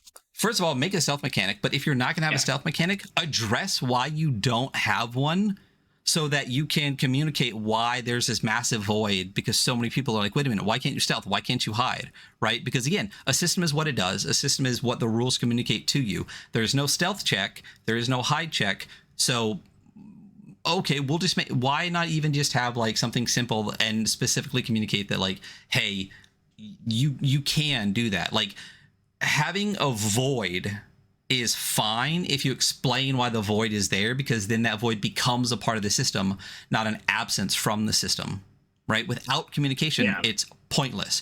You're just flapping in the wind to nobody. Anyway, continuing on, we'll cruise through these last pages. Turn order, violent confrontation, time is split into roughly 10-second intervals of rounds. Warden describes the situation. It's like every combat you've ever thought of. It exists. Surprise is a thing. It exists. If you're stunned by an ambush, the warden calls for a fear save. Those who succeed are able to react. Those that don't aren't. And if you want a strict turn order, there's a box here. Fantastic art here. I love this like splitting person, this person fleeing even without fleeing rules, and this badass like cutting it up. The thing, you know. Yeah, it's great. And again, throughout this, there's been numerous more examples of play as we go as well. So there's a list here of what can I do. This is another part that I think it's a little hand wavy for me. Characters can generally move somewhere within close range and then do one thing before the situation changes. Think of the situation like a real life scenario. Think about what you would do in those circumstances, then describe it to the warden. If you can't accomplish everything you want to do in one round, or your choices are especially foolhardy or dangerous, the warden will do their best to let you know and explain the risks involved. And then there's a non-exhaustive list of all the things you can do. Attack, bandage wound, check vital signs, move again, fire a vehicle's weapon, maneuver or pilot. So basically it's saying like, do whatever the fuck you want to do, and the GM will decide if you can do it all in one turn. I don't mind. It's a little hand wavy. I mean, we're playing Warhammer Fantasy 2E, and it's very much like half action, full action. Yeah. I like that there's a little bit more freeformness to it. I wouldn't mind maybe just like a touch more structure to this. So I'm torn again on the communicating, where basically like hand waves, you can kind of do some of this, but you know, like decide, do whatever on your own. I like it, but I think a little bit more structure would have been nice. Yeah, I think I'm good with this amount of scaffolding. Yeah, I mean, it's not even I need I mean, there is an example played to the left that talks about like what's a possibility of you can do and stuff like that. Again, like this is one of those things though where like this is great for us, right? But it comes down to like, who is this game written for then, right? Is it for people that have a ton of experience with a lot of different games, or is it for people that really haven't played a lot of games? I think this is a good kind of hand-waving experience game. Like this is not your first game, but like you could play this as your second game. Yeah. If you have a good warden, this is fine. If you're a beginner warden, I think that people would, if you have a beginner warden and beginner group, I think something like this would really, like the lack of a defined action economy they might struggle a little bit. Anyway, moving on. Do you want to talk about attack and defense? You want me to keep going? Attack and defense. Yeah, I scrolled down a little bit because I was reading something, but also shout out original art piece from the original book. So how do you attack? You're going to make a combat check. If successful, you could just roll the weapons damage. and subtract it from the enemy's health. If you fail, the situation gets worse and you gain 1 stress, just like if you fail any roll. Damage. You subtract your whatever damage you take from your health. If your health ever reaches 0, you gain a wound and you get to roll on the wound table, and then reset your health to its maximum and subtract any carryover damage. Once you, I love it. Your character, what's up? I love it. I love it. Yeah, very simple, very easy to do. You have 10, right? You take 5 damage when you're at 1. You gain 1 wound. You go down to 6 for the next one. Yeah. Depending on how many wounds you have, you might be on your last leg there. I love that it's almost like for every wound you could possibly take, you have a health bar for every single wound is what it amounts to. Yeah, absolutely. It's like I always feel like saying it out loud makes it sound like you have more health than you actually do, because you don't have a lot, and you will die. Yeah, I mean, if you start with 2 wounds, right, and you roll a 10 for your health, you have 20 HP. How did health work in the last one? It was HP and a whole thing. Yeah, you could have like a ton of HP too in the last one. Yeah, potentially after. I mean, this game is definitely more brutal, but like I'm never gonna not love that. Yeah. Yeah, armor. You pretty much ignore damage unless it does over your armor. In which case you take that damage, and I think your armor does break, right? Yeah. It's interesting, yeah. So you can basically take damage forever until something breaks your armor, and then you're fucked. Which I don't. There's not a lot of games that do it that way, and it's really interesting. But it makes sense, right? Like if the things are just dinging off you, they're just dinging off you until one breaks it. Yeah. If you have battle armor, a bullet's probably not going to hurt you unless it's a good shot, or whatever. Weapons with anti-armor ignore and destroy armor whenever they hit. And some armor also has DR, damage reduction, which always reduces incoming damage by the amount stated, even if the armor is destroyed or the weapon has anti-armor. Damage reduction occurs first before any other damage is calculated. To armor, that is. Cover. Cover is essentially like another layer of armor you can take. There is insignificant, light, and heavy cover. They all have their armor points. Heavy cover also has damage reduction overall. And once they run out of armor, it's essentially like your cover's getting blown out from around you. It's very easy, very lightweight, very simple. Yeah, I like it. It's a little bit more advanced than the last cover, which is good. Yeah. But not so advanced to be clunky, I think. I think it's a good version of it. I agree. It's fine. Next we got wounds and death. So wounds, we already talked about it, but I do like that there are wound types: blunt force, bleeding, gunshot, fire explosive, gored massive. You have 5 types of wounds. I love that. That's great. And then there's a severity column too. So you could have flesh wound, minor injury, major injury, lethal injury, and fatal injury, right? And there's a wound table here, and I love that. So you can literally just be like, well, this was a major injury and it was fire. So you go over and you get a major burn. Fantastic. I love this. This is a beautiful wound system. Everything about the wound system might be one of my favorite things in this version. I think my favorite thing is that they took all the spaceship stuff out of the game, but I love the wounds. I love the wound types. It's super easy. You don't have a million of them. Love it. It's great. Death is interesting. I think death is really fun. So when you die, the warden makes a death save. How do they do it though? But I usually hate that. They do it under a cup, right? And they leave it face down, and it is not until someone checks on the player that they then turn it over, and everyone at the same time figures out how bad they are, right? I love that. I love it. I don't remember if that's in the original one, but my God, I think that's fucking hysterical. I don't remember if it is either, although I don't remember laughing that hard at the rule in the original one. So no, but it's great. Yeah, very funny. Yeah. Like you could theoretically survive and not know for rounds. You could die and not know for rounds. And I love that someone just comes in and just kicks your body and you're like, or you're just fucking dead. It's fantastic.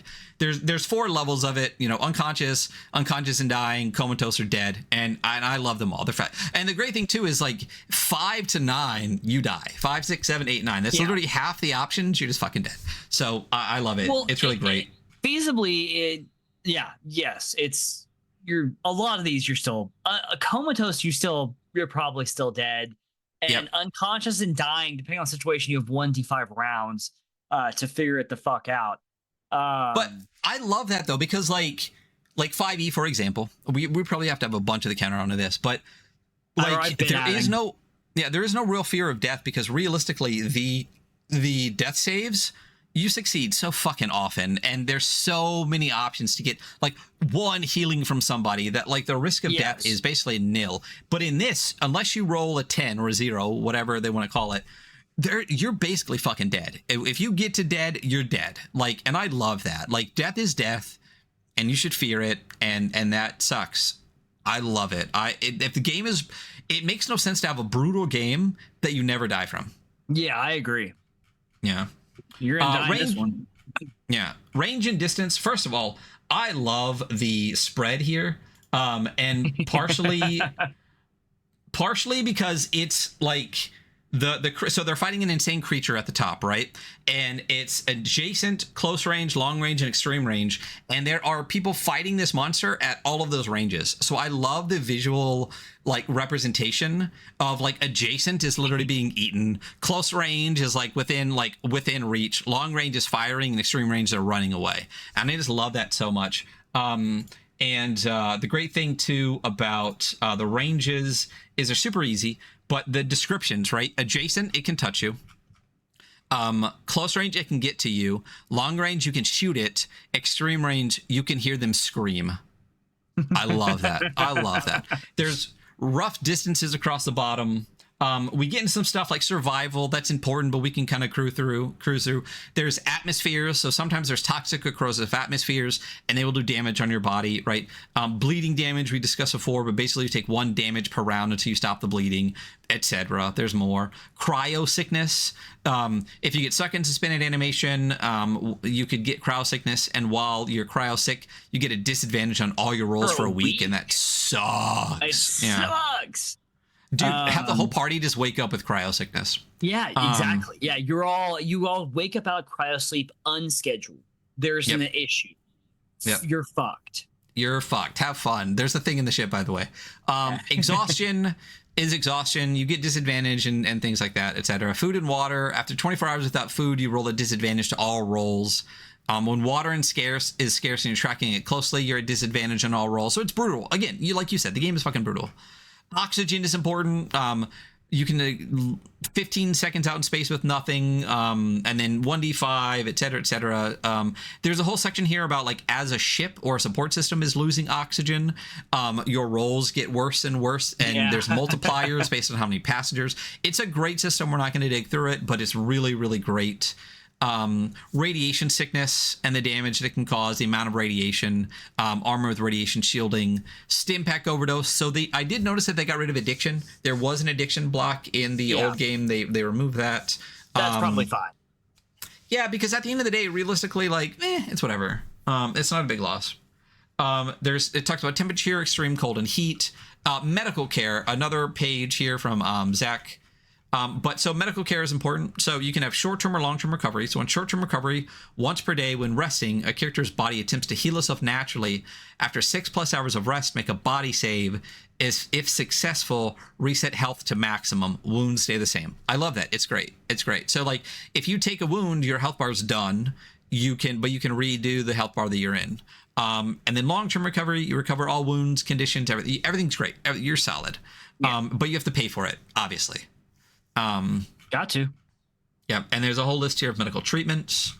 I love real quick on the list of medical treatments. I love that there's like a 1% chance of stuff happening in a couple of them. My favorite one is cognitive defragmentation. There is a 1% chance of just total amnesia. You just like you do it, you wake up and you're like, fuck, I rolled a 1. I don't remember anything. Yeah. And you get disadvantage on intellect checks, sanity saves, and fear saves for a month. 4 weeks. For 4 weeks. That's crazy. Yeah. I love that.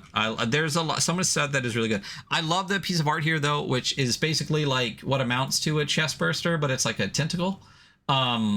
and they're all fighting to hold it down. And there's obviously the one like combat security dude with like a space axe like coming up over the top. Such a great piece. He's pushing the other guy in the face. Yeah, he's like, "Get over!" Yeah, so good. There's a giant example of play here with some space people fucking around with urns they probably shouldn't be. It's really good. There's a section here on ports, as in like a port that your ship can dock at. So this is talking about shore leave, which is on the next page. So there's X, C, B, A, and S class ports, which are basically like shitty full of criminals to like cream of the crop, like massive cities and stuff. Fantastic piece of art at the top. Love the art style at the top of this page of these three space people. There's a whole section here on shore leave, which they got rid of XP in this, which I like. Yeah. And they replaced it with shore leave. And the way that shore leave works is you pay a shore leave cost, you make a sanity save, right? Again, mixed success, crit success, failure, or crit failure, and you actually convert your stress, the amount of stress you have, into points that you add to your saves. I love it. Great. I love it. It's super clean. It's better. So, for example, a success means you convert some of the stress into improved saves. Each port converts a different amount of stress as shown. Whatever stress you don't convert is relieved and it takes you back. But like failure, you don't convert or relieve any stress and you make a panic check on a crit fail. That sucks for you. So, for example, like an X class, the shore leave cost is 1d100 times 10,000 credits, and you convert 2d10 stress, I guess, with advantage. But if you're at an S class and you can do 2d10 times 100,000 credits, you converse all of it. So it's great. Another example of play. How long is shore leave? As long as you fucking want. 2-week vacation. What happens on shore leave? We talked about. So contractors is the next thing, and that's different.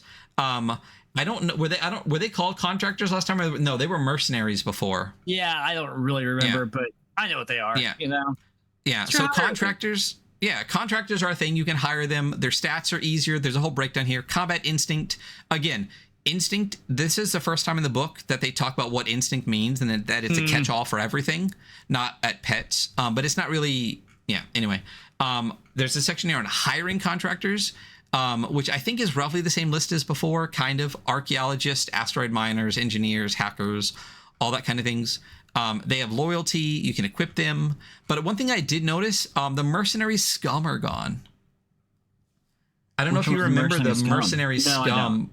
Mercenary scum were like some of my favorite, dude. They like, so let me find them.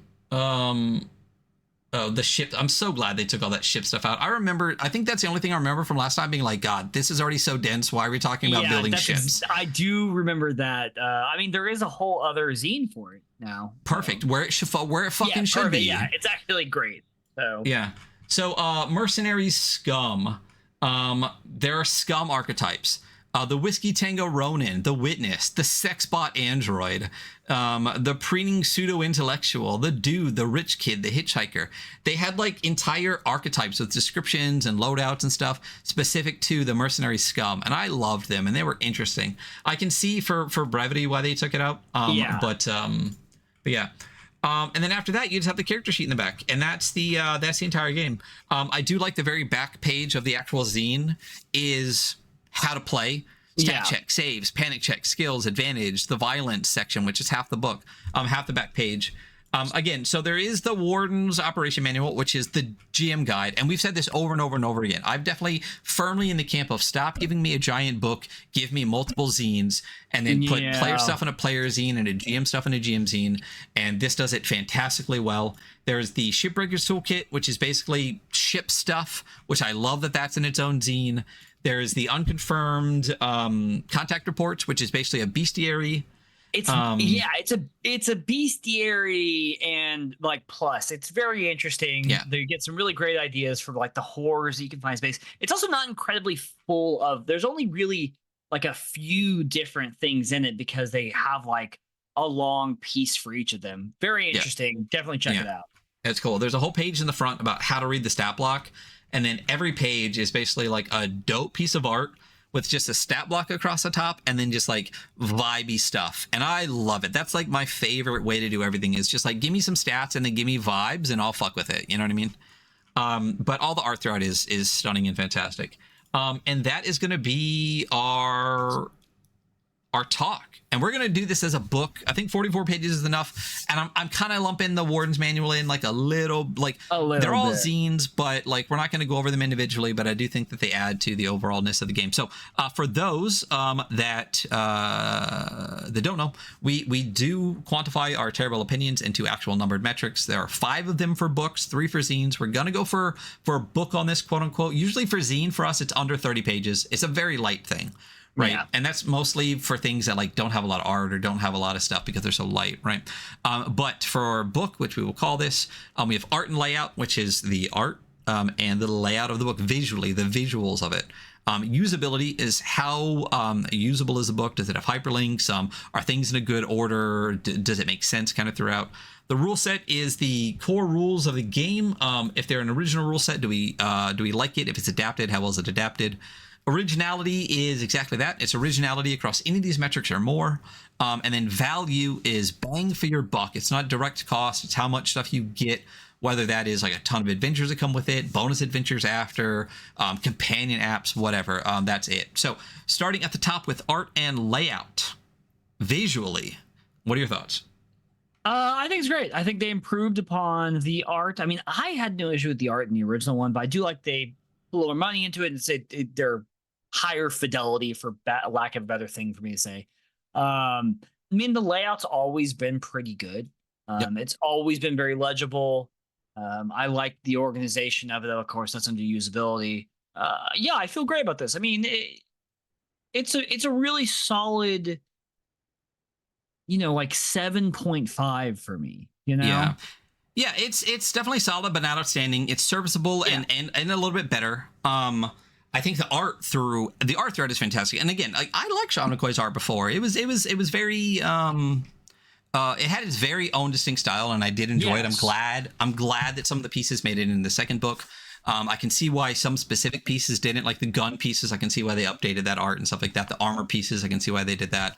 But yeah, I think the layout's great, and I do think that since they took out a bunch of stuff and streamlined a bunch of stuff, it's almost the exact same number of pages as the original zine, but it is way less dense. There's way more room to breathe. That's actually crazy that it's almost the exact same number of pages, because I think it's within like 2 or 3 pages of the original. Like way easier to go through. That's what I'm saying, but that's because it's not so fucking dense. Like there's way more to breathe. I think I think a solid 7. I think layout by itself would probably be like a 6. It's like a step up from like average, maybe a little bit more. But I think the art is great. Yeah, it's not jam packed. It's not an art book, but the art pieces that are there are gorgeous. So we'll go ahead and go with a 7 for art. Usability. Okay, so there's no table of contents, which I think is obnoxious. But for PDF wise, it does have bookmarks, and it is extensively hyperlinked. Yeah. I think that anytime it references something somewhere else, there's a big old button that says click here to go somewhere else, right? Mm-hmm. That doesn't help you in the PDF though, or I'm sorry, in the physical zine though, to know where things are. So again, a table of contents I think would be nice. I didn't miss it somehow in the back or something, right? Nope, they just decided to take it out. So I do think that it could use one. 44 pages is enough, I think, to have that. I think the order, I think it's in a fantastic order. It flowed extremely well. There's nothing I read where I was like, I wish that was later. I think it did a really fantastic job with that. I love the fact that there is you flip the zine over and the rules are literally right there on the back. Yeah. I'm gonna say, you open the back one, I have the original ratings that we gave the original version. And let's go over them after. Well, we're not going to go over them because we did a bad job, and we gave it too high of ratings, and we're going to give this one appropriate. We used to give way too high ratings. We used to be really generous. Yeah, we're not anymore. I remember the specific episode or around the time where we're like, hey, can we just like everything is too good. And I think also that we got more as we understood games more. We're more discerning. became more discerning, right? So usability, I think it's really solid. If it had a table of contents, I'd be pretty high on this. But I would agree too. I still think like it's very usable. It makes a lot of sense. I still give this like a good 7. You know? Yeah, 7 easy for this. Yeah. Because again, Troika gets a 10, so the highest you could possibly get here is a 9. So a 7 is up there. I think with the table of contents, I probably would have threw an 8 at this. It's the only thing that it's lacking, but I do think that it is something that it is lacking. Rule set. Straight up, this is better than original. Oh, easily. Yeah, definitely. I mean, I understand your frustration with the rest rule, and I think that there's a lot of good logic behind that one. But other than that one, overall, way happier with this version. Yeah. I honestly, was there anything else I bitched about specifically besides the combat thing? Was that the only rule that I was like, that's a sore thumb? Yeah, no, that was pretty much it. That and the rest. Yeah. But just the fact that it has combat as a the thing. rest. Yeah. Oh no. Yeah. That is an existential kind of like thing. Yes, that's outside more of the of a rule comment set. on how the philosophy The of game communicates design itself. Yeah. Yeah. Which doesn't come through in here, so I got to bitch about it. But I think this is great. I think this is fucking great. I have no complaints. I mean, for me, I like this because I can, as the warden, because I'm never going to play this because I'm always the fucking warden. I can run a sci-fi horror in this. I can run Joel Hines was the creator earlier that I was talking about. Abilities, which are not horror games in and of themselves, not horror adventures, right? But it does have the open format for it to be a sci-fi adventure. Right. I mean, I'm feeling good about rule set.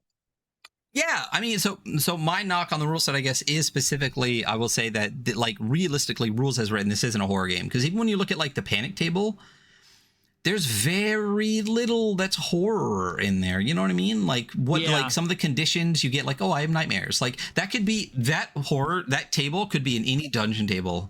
I've seen darker tables in dungeon games. You know what I mean? That like.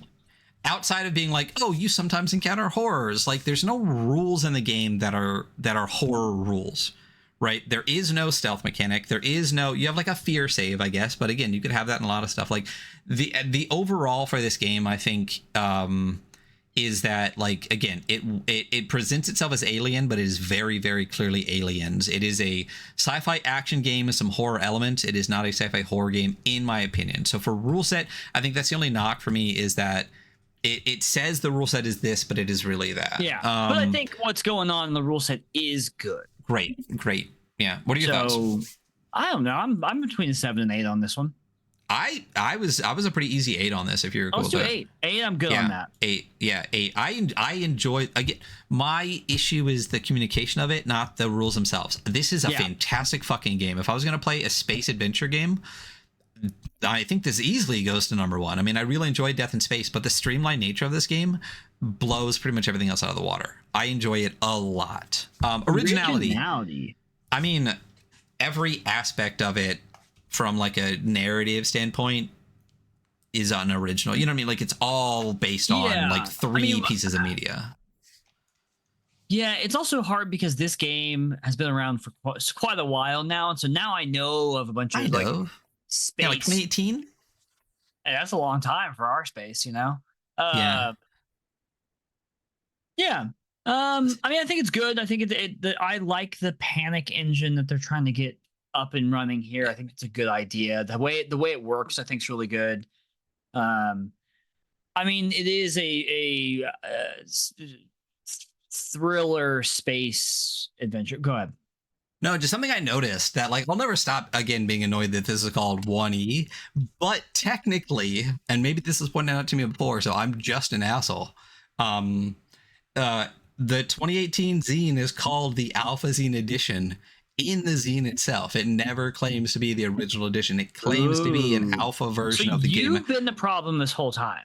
Oh, I'm fine with that. Like, I still think it should have been called 2E, but I'm wrong. And I will admit that I'm very wrong. It's completely appropriate to call this 1E when the original was called Alpha, technically, but it's still gonna bother me. But as you were saying with the originality, I mean, it's Alien, it's Aliens, it's a couple other things in space. You're right. It has been out for 6 years prior, as totality of the game. I mean, we got to get points for some of the rules, and we got to get points for like the games that came from this due to the Panic Engine and its originality. Yeah. But like panicking and stressing and stuff like that is not original to this game either. They just do it well and better now. I mean, this is one of those things though, where we have to look at originality and say, okay, like clearly it's not an original idea, right? But does it take that idea and do something fun and original with it, or at least do it in a fun, interesting way, right? And I think it does. I think it does as well. I'll be interesting when we do Alien RPG if this feels more like Alien, if that feels more like Alien. I will also be interested. I still haven't read it, honestly, so that'll be a fun one. I have like everything for it, and I've never read it, just like half of Free League stuff. So what do you think for originality? I'm thinking a good 6 to 7. Let's be nice. Let's do a 7. It's nice. Value. I think it's pretty valuable. I mean, listen, if you get this fucking game, right, there are a million supplementary modules for adventure. I mean, there's just an endless amount of shit that you could play. You could play this game for fucking ever. If you get Hull Breach, you have 40 hours of fucking play right there. Maybe more, honestly. As for like price, like I said, the box set $59 for the core. Deluxe is $99. But if you get just the just take me to the page I want to go to. The Player Survival Guide digital is $0. But also like we've clearly stated that you can't really play with just that anymore. You know what I mean? You can't. So the Warden manual, it's $20 for physical and PDF, or just $20 for the PDF. Yeah, we talked about that. Which is a reasonably priced PDF, and for a physical plus PDF, I would say is incredibly affordable. Yeah. I mean, is it the Alpha Zine that's $0, or is it the new Zine that's $0? Ooh, I don't know. What am I looking at? I'm looking at the first edition, baby. Yeah. Again, please, my God, people out there, I understand that you need to make money and pay rent and stuff like that, but like developing a community by releasing your game for free and then making them pay later for a cooler version is how it's done. Like that is how Mouse Ritter made so much money. Like that is how Karen 2E made $250,000. That's how Mothership made a fucking $1.4 million. Like if people can play the game and then they enjoy it, they will buy it. Trust me. So basically, if all you need is the Warden's manual and the book for $20, you could get the PDFs of both. So that's a great deal value wise. And like you said, there's a million fucking. I have so much Mothership. Dude, I have so much. That I couldn't play all of it. No, I read a shitload of it because it's from our friends, but like, I have not been able to read all of it. And if I played nothing but Mothership, it would take me years to get through the content that I have. So I think value-wise, it's pretty good. I think the box set, first of all, it's a gorgeous box set that you get like 5 zines in plus a GM screen. That for $60 is an insane fucking deal, because I've seen people have $60 fucking PDFs out there. You know what I mean? I honestly thought that we were going to go see that the deluxe set was like $200. Honestly. Same. I expected at least $150. $99. I'm like, fuck, that's actually, because it comes with a bunch of adventures that start. Oh, it comes with the Survival Guide, the Warden's Manual, the Unconfirmed Contract Report, Shipbreaker's Tool, another bug hunt, the dice set, the punch pawns, the double-sided poster, the full-color trifold Warden screen, and then the modules, Dead Planet, Pound of Flesh, Gradient Descent, and PDFs for everything for $100. I ran out of fingers, so I couldn't count anymore. But the core set for $60, honestly, the better deal, unless you want the crazy box, still gives you so much shit. It's everything I just said. It's just a few less standees. It's a smaller gym screen, and then you don't get like the big zine modules at the end, except for another bug hunt. For $60, though, again, the box and all of that is insane. Well, that's right. You get another bug hunt either way. Yes, and that's really very good. It's an insane deal, because once again, we have seen $60 fucking PDFs for like one book, and you get all of that. I think that's an insane deal. So, I mean, I'm high on this because, first of all, again, the Player Survival Guide is fucking free. And then to get everything that you need is $60 is crazy. So what are you thinking? I don't know. What are you thinking, a 9? I'm thinking a 9 because like we always say that, like, how can you not give high score to a free fucking game? Yeah, you can. And then also it's just like, what if you want to buy an adventure right now to play with it and you don't have a lot of money? There's a $5 pamphlet. You can get The Haunting of Ipsilon 14 for $5 fucking. Like, And there's more pamphlets than just that they're also like $1.99 or whatever. There's so much stuff, you know? Yeah. There's so much. And again, I know that I will be bothered by the so total 39, 38. What was the original score you gave it? 36. Oh, well then, okay. So this is a much better version than that, though. I will say. Yes, it is. But our ratings were still flawed in the last one. I am glad it was higher. This one deserves to be. But yeah, it was 36 last time. It took a hit on art and style in the last one, apparently. Well, because I think we appreciate Sean's art now, and at the time, I think maybe we expected a little bit more from it. You know, we've got a lot better at this. But also, it was art and style, and we've adjusted our entire metric system since then. But overall, give your final thoughts. I'll give my final thoughts, and we'll get the fuck out of here. I like this game.